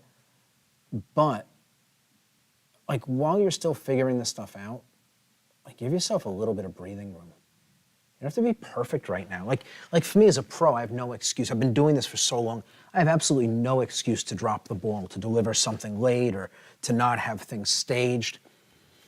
There's really no justifiable reason for it. I've been doing it for so long, I know how it all works. But if you're just figuring it out, you're still learning the painting end of it, and you are trying to figure out the business end of it, give yourself a little bit of room to breathe. Like, you'll figure it out in time. As long as you continue to work at it, make note of the things that work, make note of the things that don't. And as time goes by, you'll get all the pieces in place. When I first started as an illustrator, I didn't know how to queue up my work. I'd work on something, and when I was done, I'd start the next piece. And I found that I was down sometimes 2 or 3 days waiting for models. I'd finish a painting, and then I'd set up a photo shoot. It would be 3 days away. I have to sit around staring at the walls for 3 days, waiting to start that next piece. And then I'd do the photo shoot and run down to the city and print the film and come back and go through everything. And I'd be working till 2:30, 3 in the morning. And it was like that for a while until I started figuring out how to like stack them. It took a little bit of time. Also, like if you're looking at reference material and you think it's good and then you start to work with it and it's not what you need it to be, don't just be like, oh, I made a mistake. Like, what's wrong with it? If you don't figure out what's wrong with it, what was missing, how are you supposed to then correct the problem in the next thing? And this is another thing. Like, when you're going through, whether it's your painting at the end of it and trying to figure out like what worked and what didn't, if you're working on putting together a cue and stuff's working and stuff isn't, sit down and have a verbal conversation with yourself about it. Like it's actually an important thing to do. Don't just go, stuff is wrong. In my head, I have this kind of, clouds of information kind of flowing through, and I kind of understand them, and so I'll make a change based on that. Like, don't let the ideas just be like smoke in the wind. Quantify them with language, okay? It's very important that you use language. You might feel silly doing it, like talking to yourself and saying, well, at the end of the painting, sitting down and saying, well, if I were going to do this painting over, what would I do differently? And saying like, well, I would have made sure that I thinned the paint down enough so I didn't have to wipe it out with a rag, because that created all kinds of texture from the fibers in the rag. And I probably would have done this a little. I would have sealed the board, right? I want to say those things. I don't want to just know that I made the mistakes along the way. I want to say them. This is what I would do differently. I would seal the board after I did the first pass, lock everything down, so when I do the second pass, everything sits on the surface rather than being sucked in and being hard to read.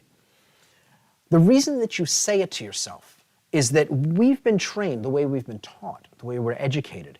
We've been trained to only register information when we hear it in language. And that might, that's kind of silly. Like, you can see something and make sense of it. You don't have to, why would you have to hear words? But I'll show you that it's actually the case. Anyone who knows how to speed read actually knows this already. But the way speed reading works is that you look at a word, you see it and you register it, and you then look to the next word. You see it and register it and move to the next word.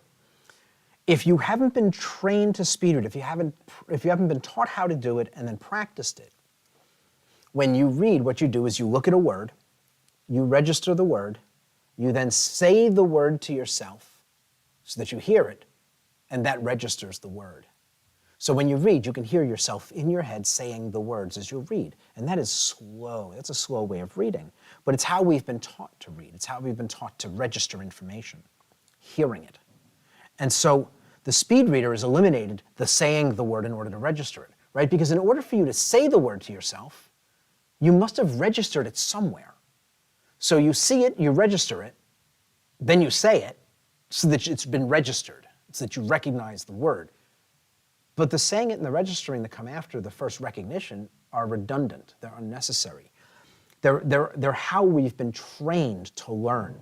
And so if you don't hear the words, they're not real. Open a book. Make sure, and open a book, you can test it. Look at a word and stare at the word until it registers, but don't say the word in your own head. You'll see it's not easy to do. And you'll look at the word and your brain will tell you, like, you kind of know what it is, but until you hear it, it doesn't stick, right? And that's speed reading teaches you how to break that system. So when you are trying to learn something, if you don't quantify what you have figured out in language, say the words to yourself. Much like a dream when you wake up, how it's crisp and clear in your head, and within moments, you can't remember fragments of it, and then moments later it's gone. That's how your education is going to go.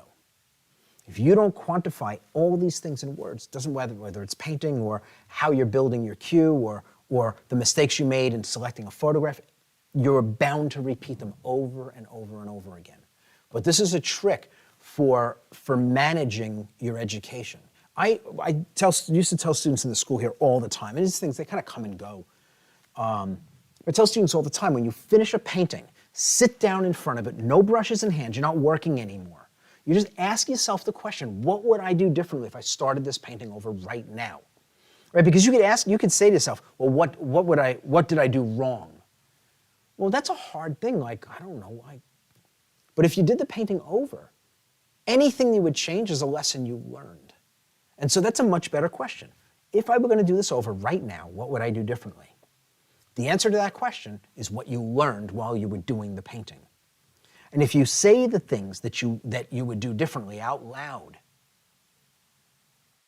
they'll stick, and you'll be able to use them going forward. And if you don't say them out loud, they will invariably be lost to you. And future failures down that same road will come.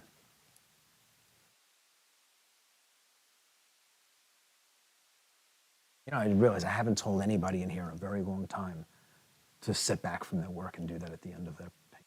You know, it's like the more advanced students. Mm-hmm. But again, in here there are currents. There are things that I forget to teach them. I forget to describe them. It just depends on what's going on. You know, when something comes up, like we're talking now, and this is one of the really great things about these live streams is that these are ideas, like this is something I haven't talked about in here, maybe to a student well, maybe probably since COVID started. Things have been different in here because of COVID. But because we're having this conversation, this idea comes up. And this, what I just described to you is a huge, huge factor in developing skills, in learning. Understanding that until you quantify what you have figured out in language, that you can hear the words, that you've learned nothing. It's just smoke in the air and it'll go, just like a dream when you wake up in the morning. You must hear the language. The language comes from you. You have to say it out loud, silly as it might seem. But I would recommend pick up a book and look at the book one word at a time and see if you can read the words without hearing the words in your head. You'll find it's not easy to do.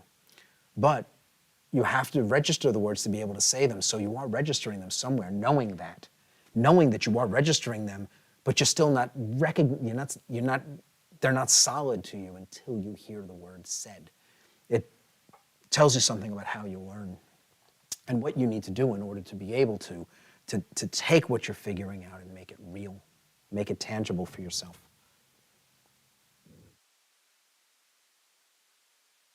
Harry said, so talking to ourselves is not the first sign of madness after all. No, not at all. Just the first signs of being a better artist. I'm standing by that.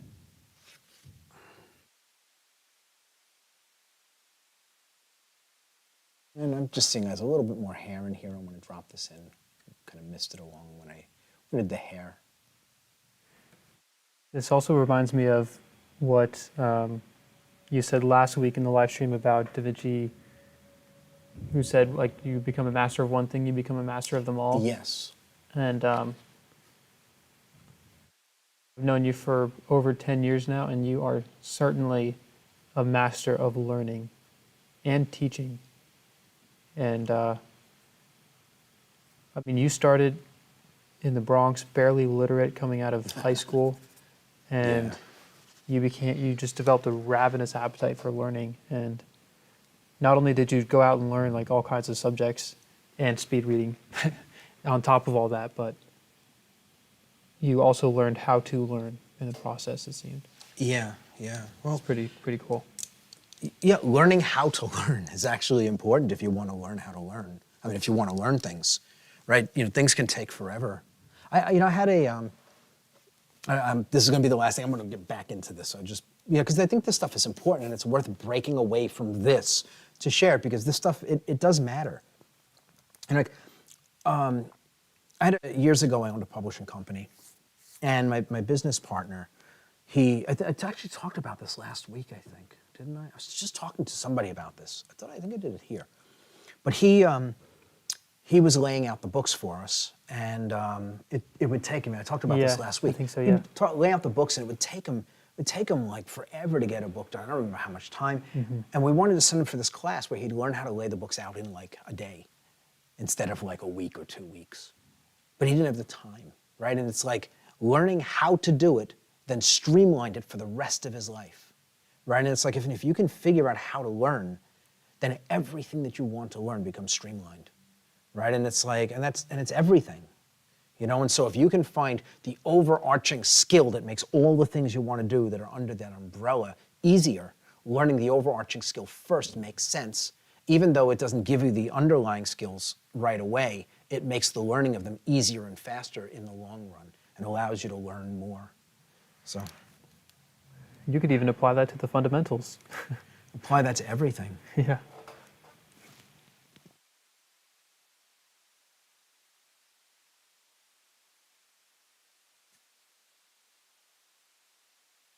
I do have some pencil marks under here. My white pencil lines are terribly placed. Wow. It's kind of ugly.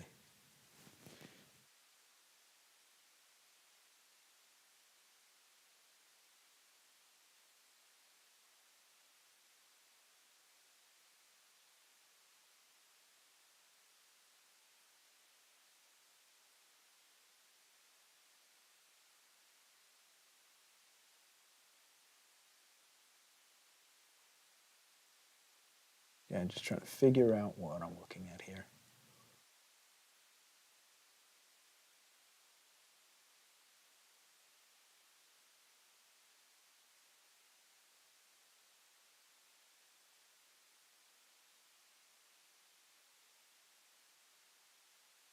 Just moving my reference material in so it's like side by side here.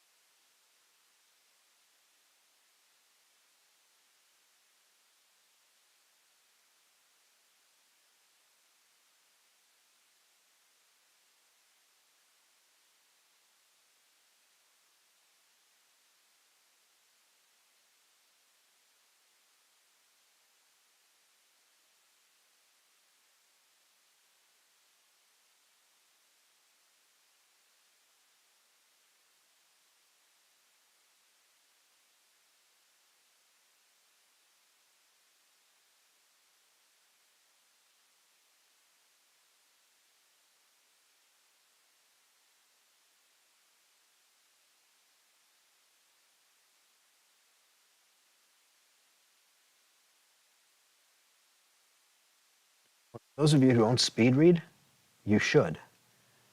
Most of our learning is done through reading. Being able to blow through 150 pages an hour in a book, one of the greatest ways to learn, expand your horizons. Not even textbooks, but just reading any subject, history, or, broadening your horizons. Being able to go through books one after another, where it's never a burden, collecting information, finding new things to research. You read a book on one thing and it opens up doors to other things. But speed reading for me was the key to opening up everything. Barely read when I graduated high school. I was borderline illiterate. Only read in a mass market, a regular book, like a novel. I could only read about 6 pages an hour, 10 minutes to read a page. It was excruciating.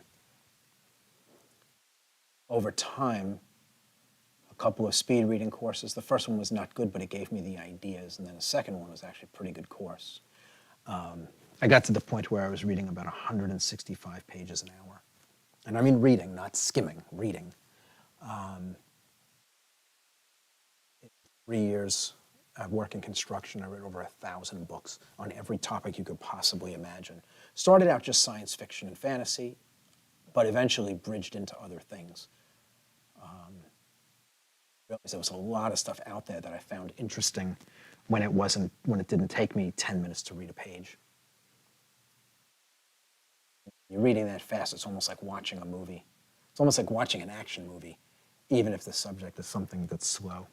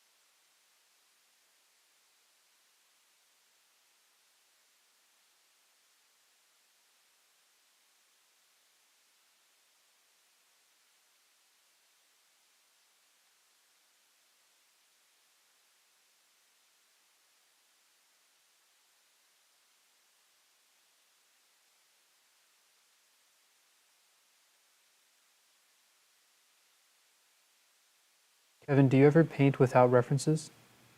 Not really. The work that I do is entirely commissioned. I don't paint for myself. Pick up a paintbrush, there's a paycheck attached to it.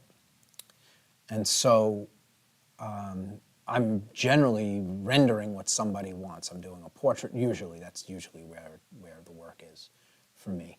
And so in that, I'm never making things, not never, but rarely am I having to like work purely from my head.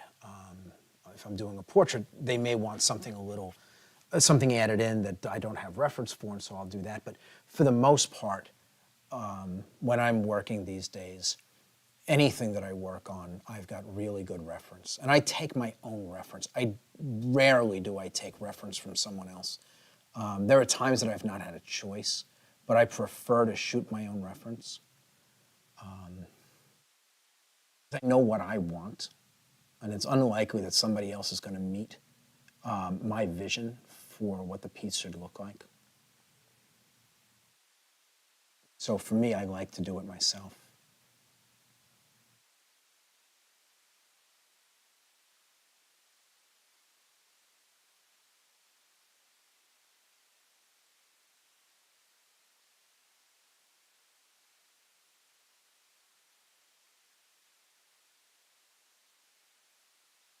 And again, like even if, like, let's say I were painting a dragon, I would actually build the dragon. I wouldn't just wing it.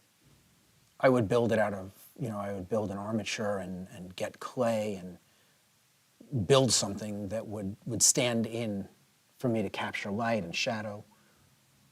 And again, for me, I'm also looking at it, it's not for fun. This is what I do for a living. And so if it takes me, let's say, 6 hours to build an armature, to build a sculpture and photograph it under the proper lighting and everything, that's going to take once I've got that reference, I'm going to blow through the painting. I'm going to make that time up very, very easily in the painting process. Where if I'm just inventing it as I go, there's a chance that it could take a really long time. I could get tripped up on something, it doesn't look right, and I would have nothing to fall back on to say, well, what should it look like? All I would have is what's in my head. And, for me, because I do this for a living, I don't want to find myself in a place trying to figure out what to do. I prefer to just be able to roll through the work and get it done. When I was younger, I was a little bit different about that. But as I've gotten older, I've become more and more thoughtful of the value of my time. And I don't want to waste it fumbling around trying to figure something out that I could have easily staged with a sculpture and guaranteed the workflow. Right? And again, it's not that it's wrong to do it the other way, but from a business standpoint, I don't want to take the risk that I double or triple the amount of time I have to work on a painting because I just invented this thing out of whole cloth and got tripped up somewhere along the way.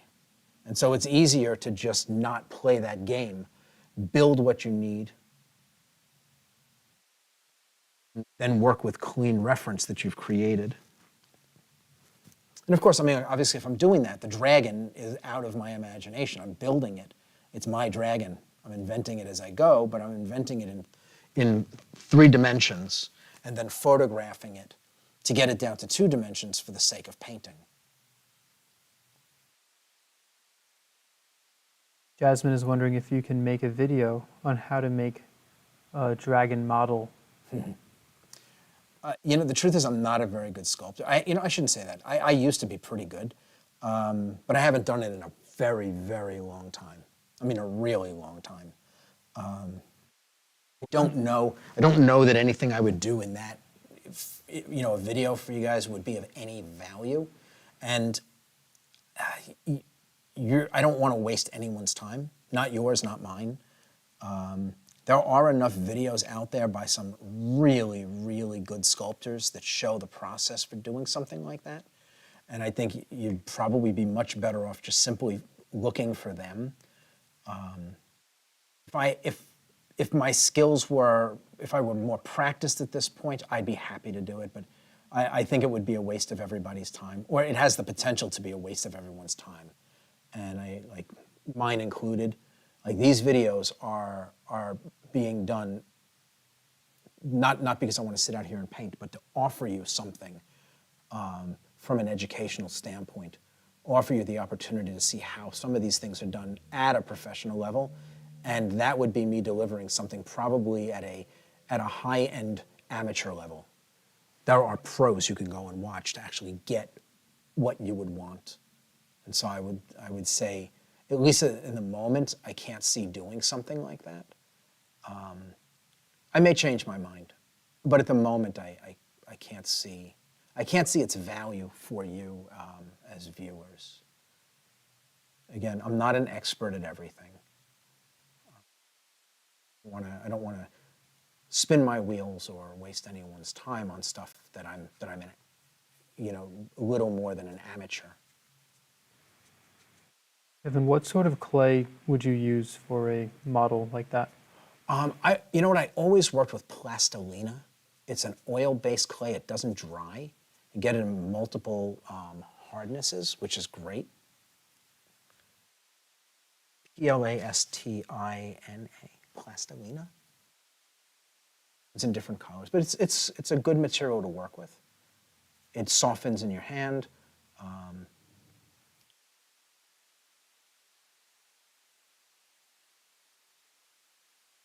Thank you. And another question from Mary Jo. Yes. Should you frame your paintings before you store them? I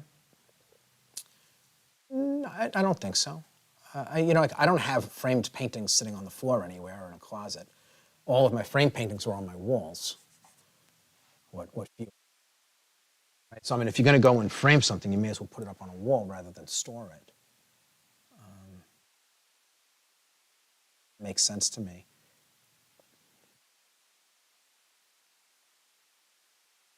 Yeah, I mean, if you're gonna frame something, put it up on a wall. That's the best place to store it, on your wall, right? That's where art belongs. So, I wouldn't store a framed painting in a closet or in a storage facility somewhere. Even if you don't have wall space, give it to a friend to hang on loan, right? That's a nice thing to do. You let your friends hold on to your work as you do it. You let them put it up on their walls and let them enjoy it in their home. And then it's just a loan so that when you have a show or whatever it is that you're going to do with your work, you can then go and collect it. But people have been enjoying it. It's not just been sitting collecting dust, in a box somewhere. But that's a nice thing to do. And it's funny, I've got friends who have paintings of mine, they've been on loan for 20 years, I've never taken them back. They're out there, and these people, they've been enjoying them all this time, which is pretty cool. And at some point, if I ever want them back, I can get them, because that's the agreement. But in the meanwhile, pretty much they get to enjoy the paintings. That's what art is for, to be enjoyed. And you can see there's such a small amount of paint that I put down that I can barely even break it up as I kind of scrub it. And I just a little bit of movement there. So this is all done now. I want to jump in. Where are we on time? It is 10:20. Okay, so I'm going to get a little bit of this going on, and then I'm going to knock out this planet real quick. I just want to get, just like I did up in here, I want to get a little bit of this kind of space dust going on.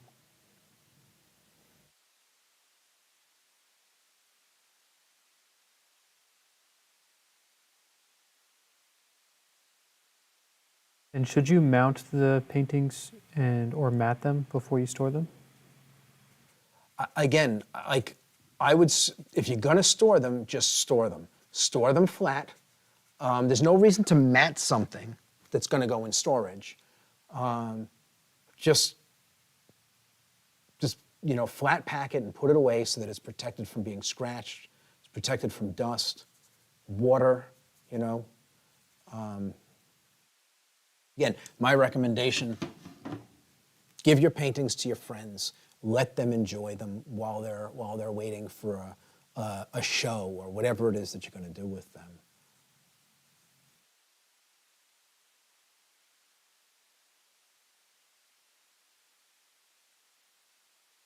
There was a time when I had, when I was doing illustration, where I didn't want to sell my work. It was precious to me, because I had been doing illustration for a little while, and I was so excited about the work, and I didn't want to let the paintings go. I liked having them, and I filled my walls. And eventually I had to make the paintings closer and closer to the point where my walls were covered and I had the frames touching each other. Some places paintings stacked, paintings in my bathroom, they were everywhere. And then I had a closet with paintings all lined up on the ground and then stacked on top, lined like that. And I'm thinking at one point, I'd been turning away people asking to buy these paintings for years. And they're sitting here doing nothing at all. And I took, just at one point, my thinking on it changed. And I started selling them. People wanted them. They wanted to own them. They wanted to have these images. They wanted to own them, have them in their home, display them. And I was holding on to them. They were just sitting in a closet. And so, a little bit at a time, I started letting the paintings go. And I found that I didn't really miss the ones that weren't on my wall. They were just, again, sitting in a closet. I was happy to let them go. It became a nice income for me. And eventually, at this point, I don't own any paintings. They're all gone. I mean, literally, Dan, you've been over? What, I have 3 paintings in my house. Right? Yeah. I have nothing. And that's fine. I'm fine with that. I'm surrounded by art here, with 50, 60 paintings on the walls in here. I'm surrounded by art all the time. Go online, I check out all the Evolve students, I check your work all the time, I watch the wall, see what you're producing. So I'm surrounded by art. I don't need to have it on my walls in my home. I'm just gonna flip this over, I wanna just get a view of it down here. Just wanna make sure I've got a clean. Evan, do you have a list of all the book cover illustrations you've done? No. You know what? It's terrible when I'm not one for holding on to stuff, and so which is terrible. I should have. But all of the book covers that I did, I used to have cover flats. They'd send me when I got paid. They would also ship me say 10 dust jackets for the books, and at one point I had them all, and occasionally somebody would ask me for one, I'd give one away, give another one away, to the point where now I have none. I think I have in my portfolio maybe 5 or 6 jackets from books that I did. I don't remember the names of a lot of them. Some of them stick with me, but most of them I don't remember. It's great. My kids never really got a chance to see my work. I mean, I was no longer doing commercial work.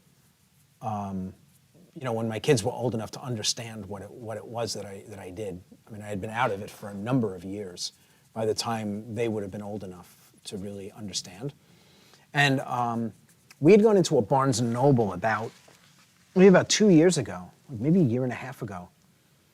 And one of the publishing companies, Tor Books, had just republished a book I did a cover for. Wow, it's got to be 25 years ago. And they stuck with my cover, which was pretty cool. The book is called Parafaith War by L.E. Modisett. Parafaith War. But anyway, after 25 years, they pulled my book cover out and reprinted it for that book, which is pretty cool. That doesn't happen that often. Usually they recommission if they're going to put a book out after that much time. They'll go and they'll commission new art. But it was nice. My daughters were able to see one of my paintings on a book in a store. It was pretty cool. It made it very real for them. It's one thing when you see it in a portfolio. It's another thing to walk into a store and see it where people can actually buy it. So that was pretty cool. Yeah, so I'm actually really kind of liking what we've got going on here. Very happy with the way this has worked out. I'm now just going to knock out this thing. I'm almost afraid to say it looks like we're going to finish on time. We have another question for you. Yes. Do you ever worry about the issue of foxing or staining on canvas? What was the first word? Foxing? I actually don't know what that is. Ask them to, can you explain that? What is foxing? Yeah, I'll follow up. Yeah, actually, I've never heard that term.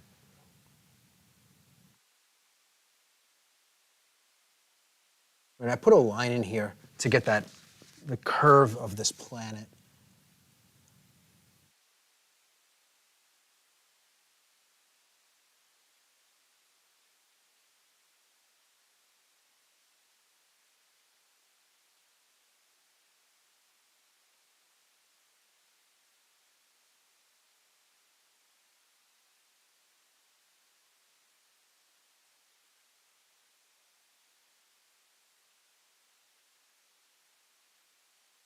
I'm going to go a little bit lighter.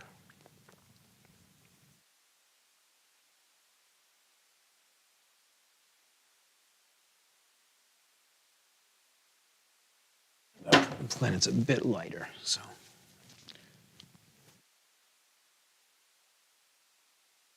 Lighter than that.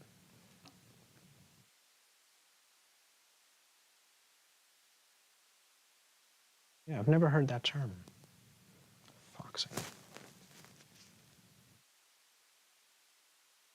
I'm about to learn something from the. So Always happy when that happens. it looks like a water stain, but it's supposedly mold on the back of old canvases. Oh. And I looked it up, and it seems like it often happens on books, papers, photographs as well. Okay, and so what was the question?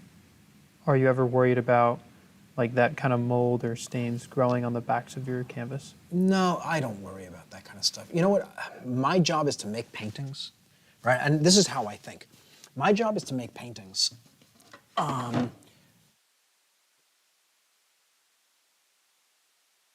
Restoration guys, it's their job to figure out how to keep the painting in one piece, right? I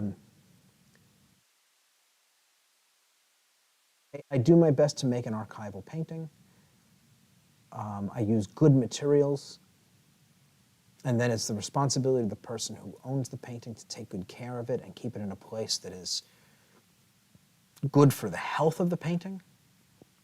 But once the painting leaves my hands, it's not my responsibility anymore. I don't really spend a lot of time thinking about it.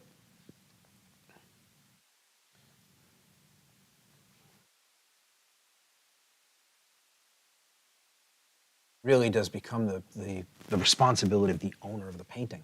And if you're dealing in mold and things like that, that's not something that happens overnight. That's something that happens because the painting's not being taken care of properly. It's not hung in a place that is air conditioned, right? If you take a beautiful oil painting on linen and you hang it in a barn, in Louisiana, yeah, I don't expect that painting to last very long. But yeah, I mean, if you get a painting, you take good care of it. Keep it in an air-conditioned space, right? One of the biggest enemies of a piece of canvas is actually bugs. People don't know this, but like when you finish with a canvas, you're supposed to wrap the back of the canvas and seal it so that no bugs can get in behind the painting and eat it from the back side. And so, like, putting a heavy-duty paper with double-sided tape and mounting it to the back of the stretcher and basically sealing up the back of the painting, that's actually a big thing, like in order to take care of your painting long-term. Again, I'm not thinking in terms of mold. The clients that I have, I don't expect that any of them would ever come back to me and say that there was an issue with mold. And if you're storing your own paintings, like, make sure you're storing them someplace safe, right? I mean, right? That's your responsibility if it's your work, to take good care of it.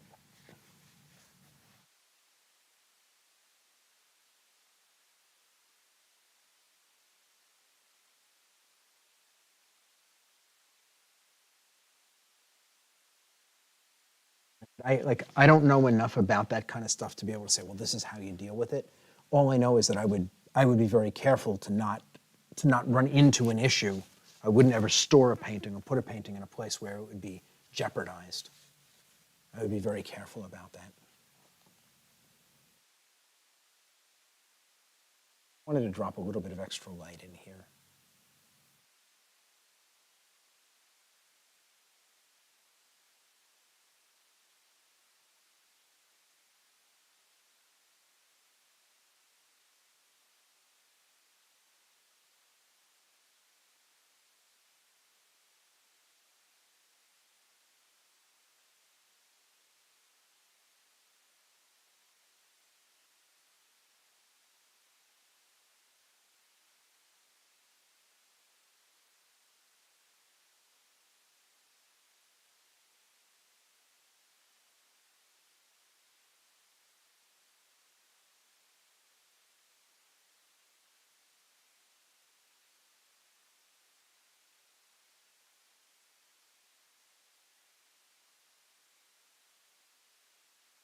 Just looking around here just to see. I'm going to soften this stuff, but I'm looking around to see if there's anything that needs a hit of extra light while I'm here, while I've got this paint on my brush.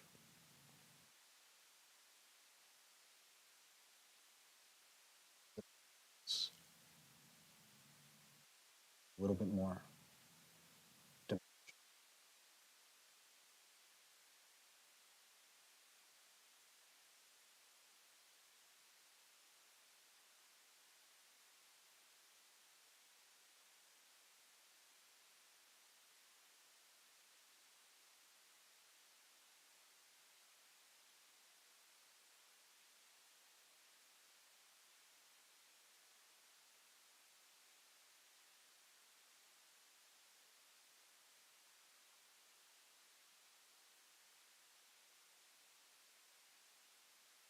Question from Carrie. Do you prefer painting from life or photos? They're different. For pure fun, I'd rather work from life. Just kicking back and relaxing and painting, I'd rather work from life. To create something that is deliverable, photographs eliminate a lot of stress.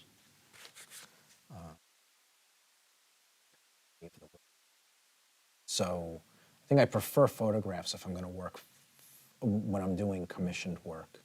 But if I'm doing it just for me, I like working from life.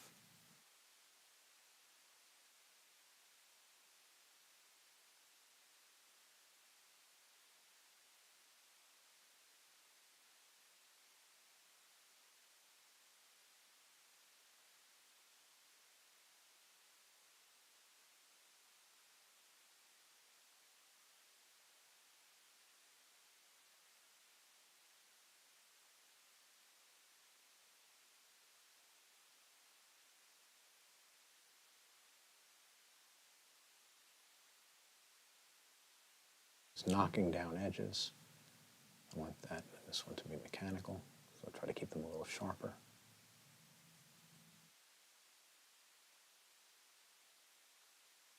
And that's going to make a big difference when I drop this arm in black. That's really going to pop.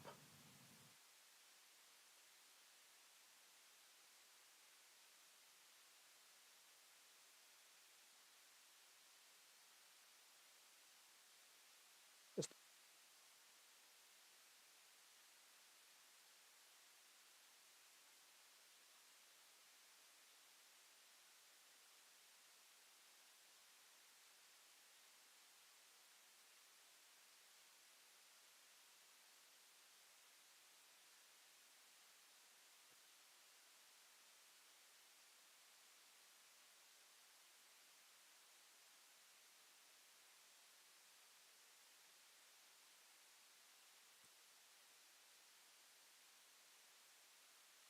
it was me procrastinating, so I don't have to do this. Grab a little bit of. So I want to make sure that I'm not. I want to make sure that I'm not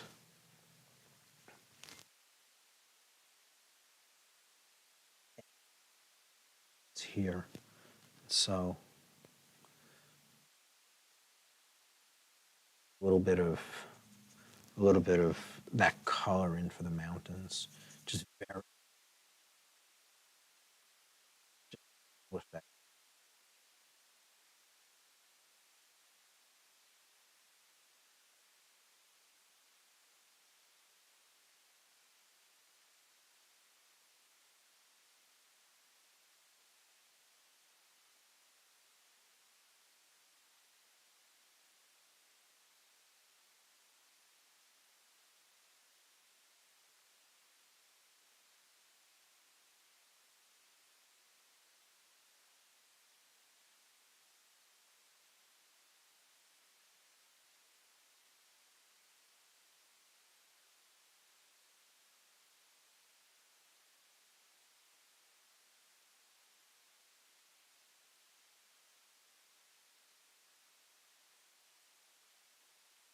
All this is going to do is establish this darker shade down in here. I'm not looking to paint mountains right now. I just want to make sure that I don't lose that edge.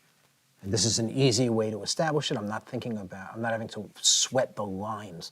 The lines are confusing between what's in the planet going in one direction and the mountain range in another. And so easier to just scribble in a little bit of this base color, which is actually going to be, is what's going to wind up in the painting later on. As the mountains.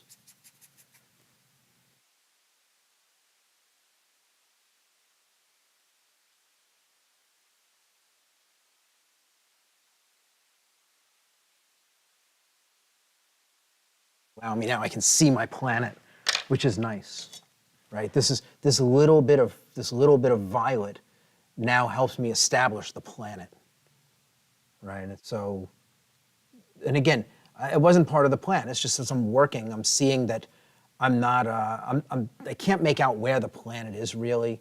And so just by dropping this in, it helps to explain to me where I have to work, and I can see the planet. I can see its shape in here now. And now that's going to make it easier for me to build this out.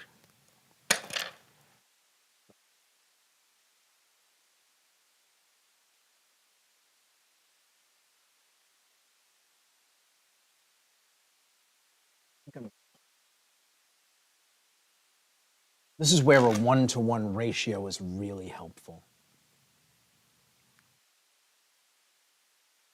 But it would be very helpful right now. So now I'm just going to kind of sit back and start just scribbling where these lights go. I'm not worried about it being perfect or matching the photograph. I'm just trying to get general movement.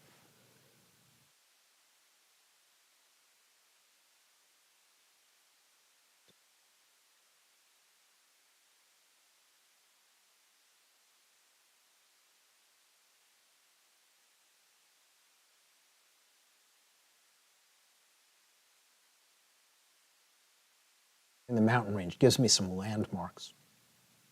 It makes it much easier to figure out where things go. And again, I'm not worried about faithfully painting what's here. I'm just trying to get a representation of some movement.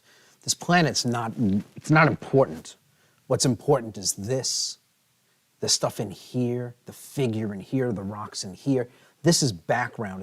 It's, you know, if I separate it in the photograph, it doesn't look like it. It's a bunch of bands going back and forth. It almost looks like static. So I don't sweat what's in the photograph so much. It doesn't really matter. I'm just looking to use the photograph to get a general sense of movement so that I'm not completely inventing it. It helps to guide me, but nothing more. I don't turn to it for more than that. You know, it's like advice. You know, you can take advice from somebody, right? You listen to people when they offer you advice, but in the end, you have to make your own decisions about what you do, right? Because you live with the results of your choices, right? And so you can take somebody's advice, but in the end, you know, you got to make the decision for yourself as to what is best for you. And when the painting, the photograph is like advice. In the end, I need to make decisions for myself as to what I want to use and what I don't, which advice I want to keep and which I want to discard. Will you put this painting on your wall, Kevin? On my wall? Yeah, at home? This painting I'm going to be giving to my daughter, so she will put it where she wants. It does not belong to me.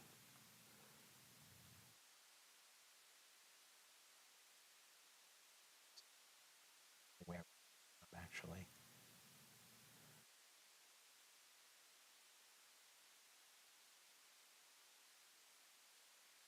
I don't, it's fine. I don't have a lot of art on my walls. And I have, in my home, I have one, two, I have two pieces of art that are mine, that I painted. It's a portrait, it's a small portrait that I did of a client. I just thought he had such a great look. So I did a copy for myself of just a small head and shoulders. And then I have a figure, I have a nude that I did, a Vacant Shadows nude, that I have just always loved the way it came out, and so I've held on to it while I've let all these other paintings go. That one I've not let go of. Additionally, in my home, I have a painting that Daniel did, another figure painting that sits right next to mine. And then I've got, beside that, I've got two, I have a charcoal drawing that one of the students from the school did, and then I have two digital images that I bought from an artist. I just love his work. And they're not realism, not at all. They're more design, but they're really lovely. And that's it. I think that's everything that I have in my home. Oh, and I have two drawings. There's a great artist. I do this every time I get a video when this comes up. Rick Young. Rick Young. He's you look him up on Facebook.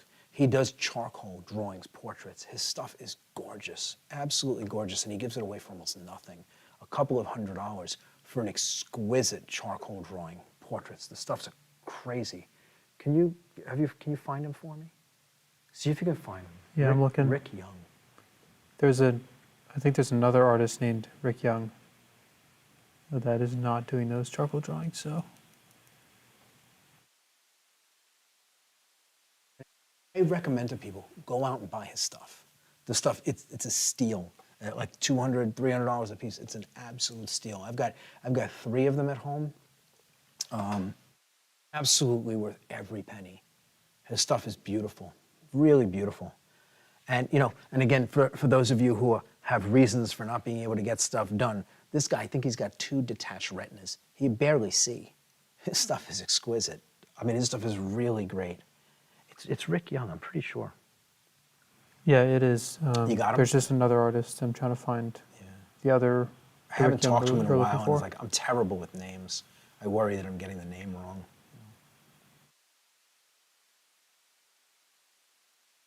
Highly recommend, like, go out, support him.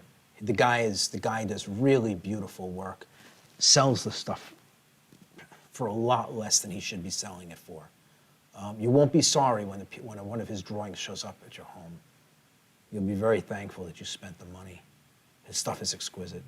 Like I said, I've got 3 of his drawings, and one of them is in my dining room, one is in my living room, and one is in my bedroom. Love all 3 of them. They're absolutely gorgeous.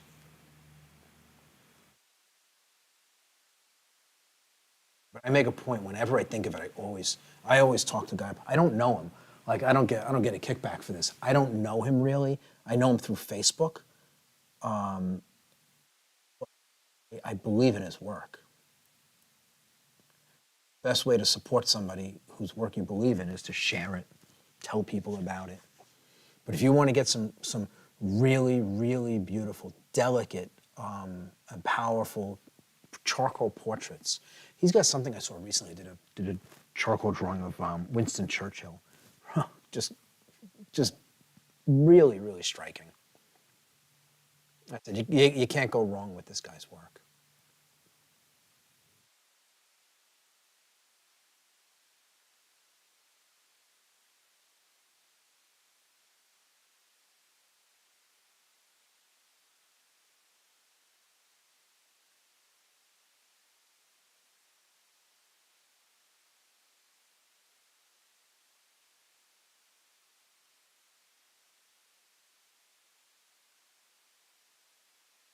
Again, even while I'm doing this, I'm looking at my edges. The front edge is sharp, the back edge is a bit of a gradient, softened. Makes it feel further away. You know, I was talking the other day, last week, about seeing a sunrise or, you know, a storm roll through. I was talking about how rare they are. I saw it twice this week. It's just crazy, like, you know, talking about it, watching a storm go by just at sunset. I saw it twice this week. I actually grabbed a whole bunch of photos on my phone. It's kind of orangish gold light with these bluish gray clouds off in the distance, kind of moving to the east.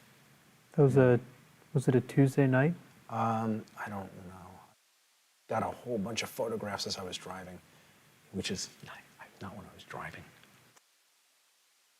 I was driving and get myself into an accident so I can get photographs. Yeah, it was funny. I was coming out of getting groceries, and I just looked up and I was like, huh, everything seems really sharp. And up, oh, wait, this is what Kevin was talking about. It was pretty cool. Storm was rolling in, sun was going down. It's pretty neat.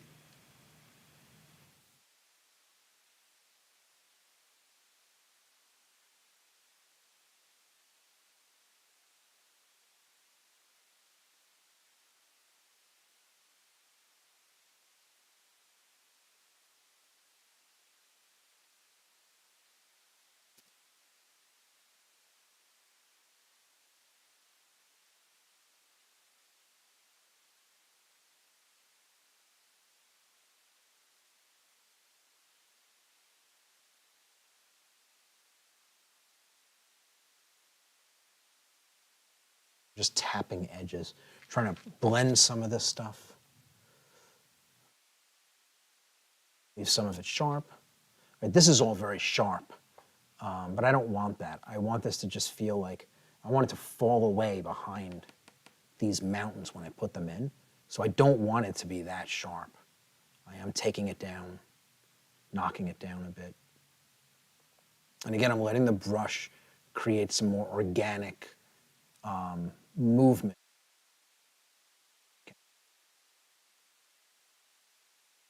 Not to make everything really straight, but let more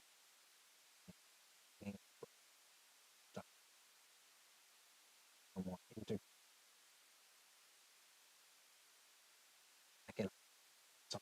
It's back in here a little bit of some of these.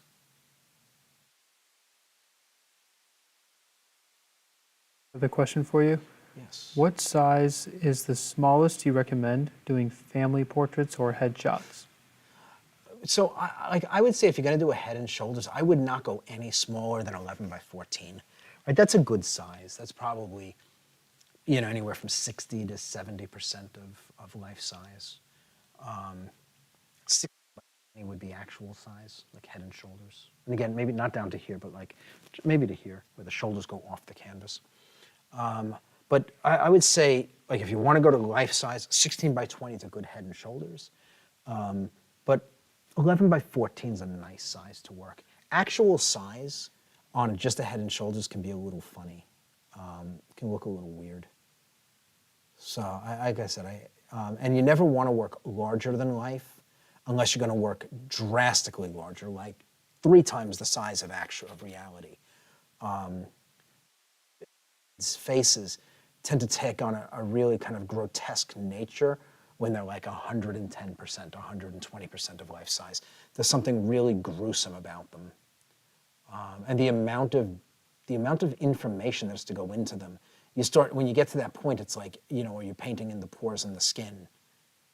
You know, it always reminds me, when I see a portrait at that scale, it reminds me of like Gulliver's Travels. In the book, you know, most of us, we know the story of where he's a giant, but he also has a story where he's smaller than everybody. He's tiny, and he's speaking to a king, and he's like, he can see the pores in the skin, like they're gigantic to him, and it's disgusting. And it's like every time I think about like a larger than life portrait, not a big one, but a little bit larger, that image always comes to me. Gulliver there standing in front of this giant head and all he can see is like hair in the nose and dirt inside of the pores in the skin. And it's like, just like, there's something grotesque about working larger than life unless it becomes something grand. You know, and at that point, then you're generalizing things. You're not painting every detail. You know, and so it becomes something different. So, back to the original question, 11 by 14 is it's a good size for head and shoulders. But if you want to go up to life size, I would say 16 by 20 is the biggest you should go, and be careful not to make the head larger than actual size.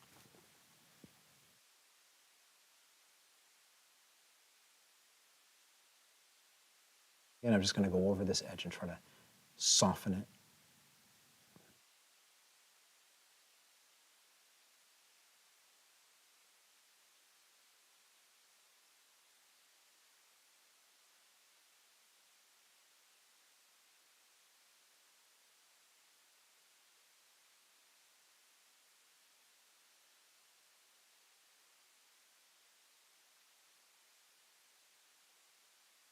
Time is 10:50. Oh, perfect.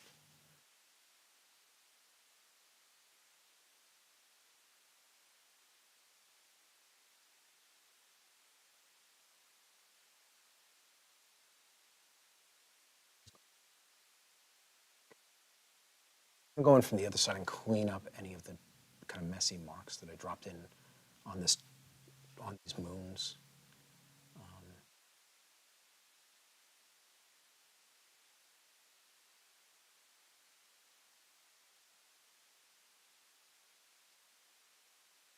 Don't want it to be that sharp, that's all.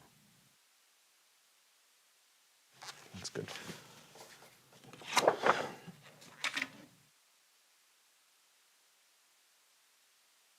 Going with a clean brush and just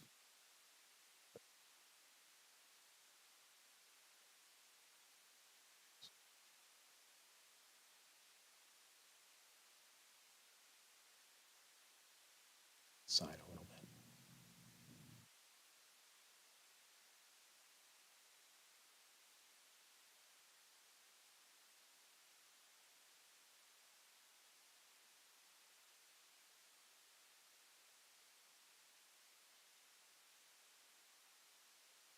Good.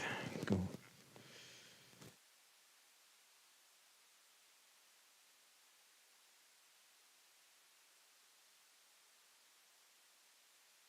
Just dropping a few lighter areas in here.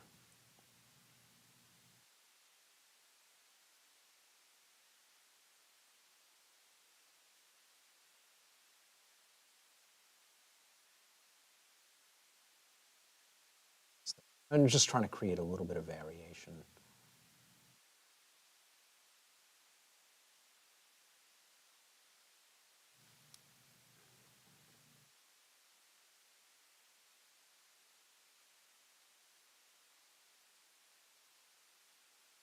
Just blend them the way everything else is blended.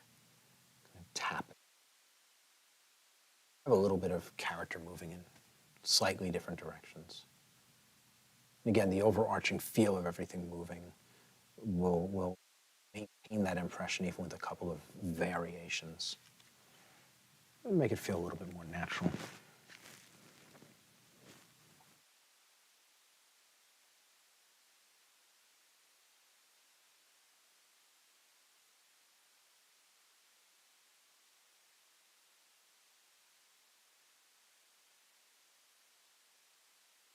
Ina shared, Dali did a portrait of Lincoln that was huge, at least 8 feet tall and 6 feet wide, but close up, it was squares with small paintings inside the squares. Yeah, Chuck Close was like great at that stuff. Chuck Close died recently. Really incredible stuff. Hyper-realism. But the paintings were comprised, not all of them, but some of them, they were comprised of small images within or small shapes or, you know, unexpected things.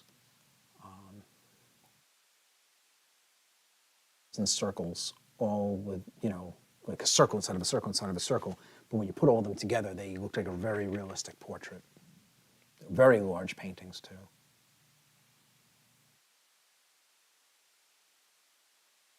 Again, I just want to make sure all my edges are soft.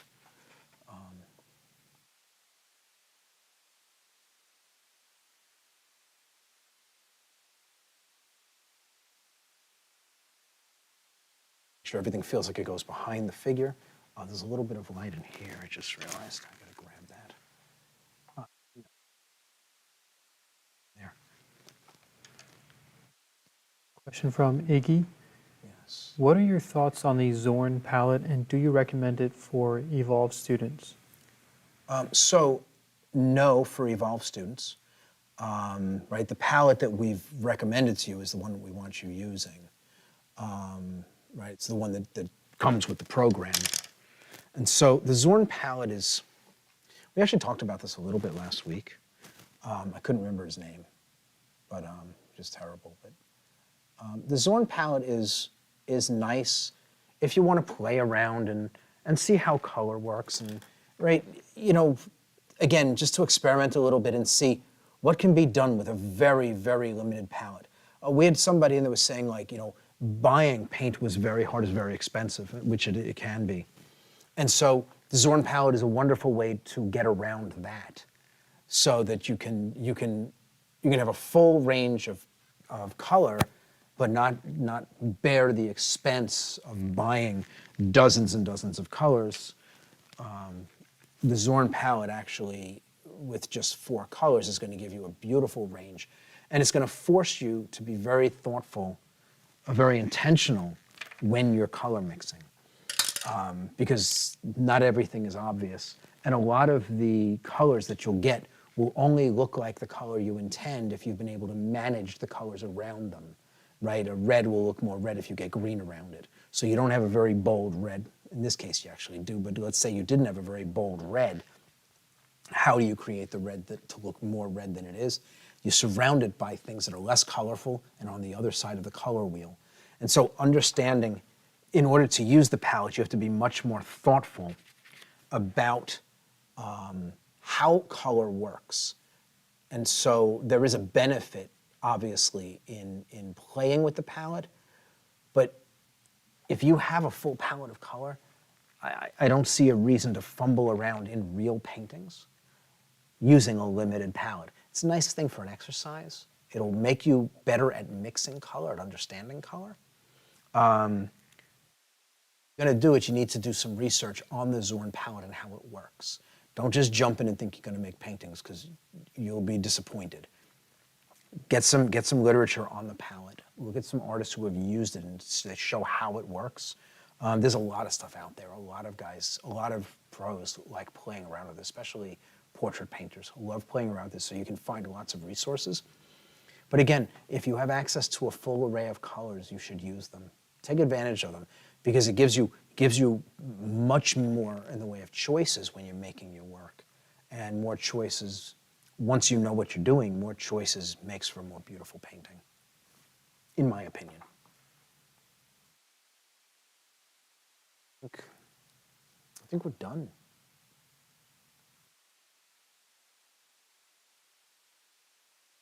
Yeah, I think we're done. I'm just going to step away from this for a second. I want to take a look at it from a few feet back and make sure I haven't missed anything.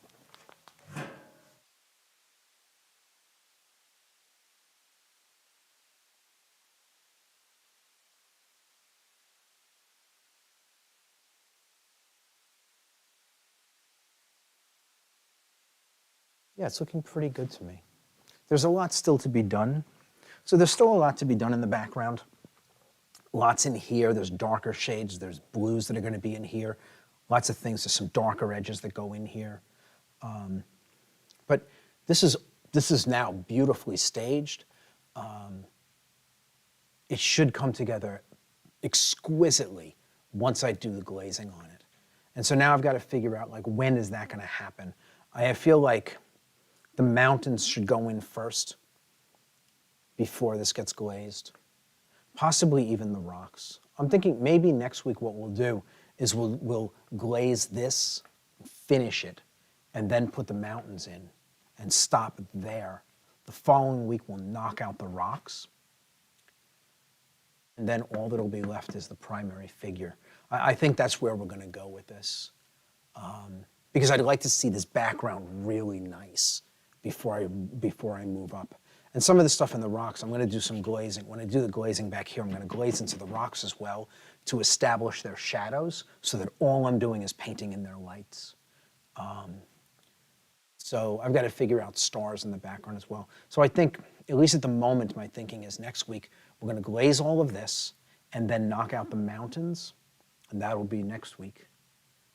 And that should really pull the painting together beautifully. We'll probably put all the stars in next week.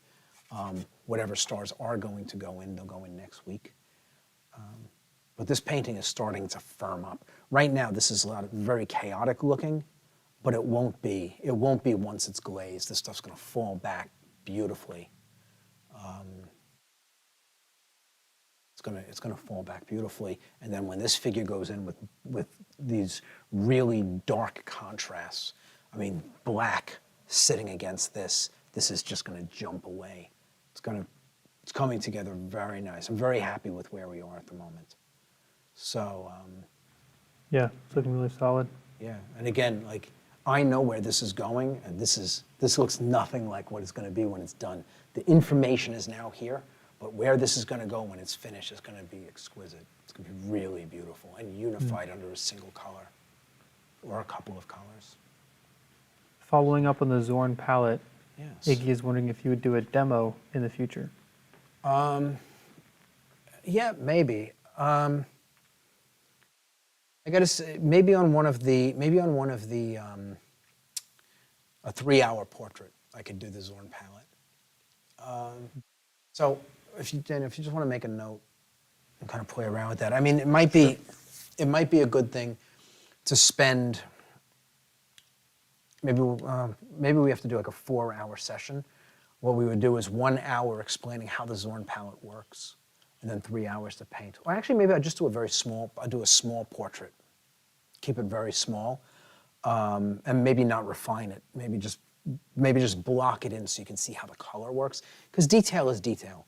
So if you see the color and the value, how the palette works, we could actually do that in 3 hours.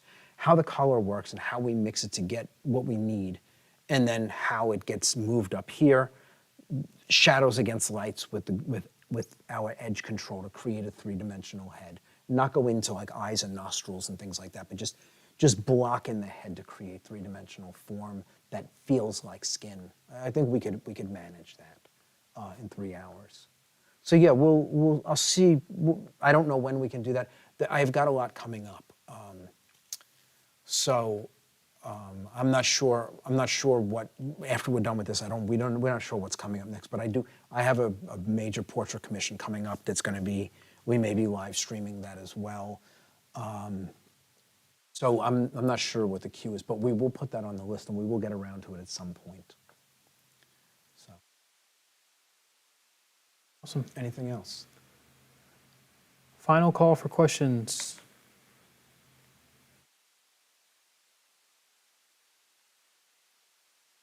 Wait a little bit.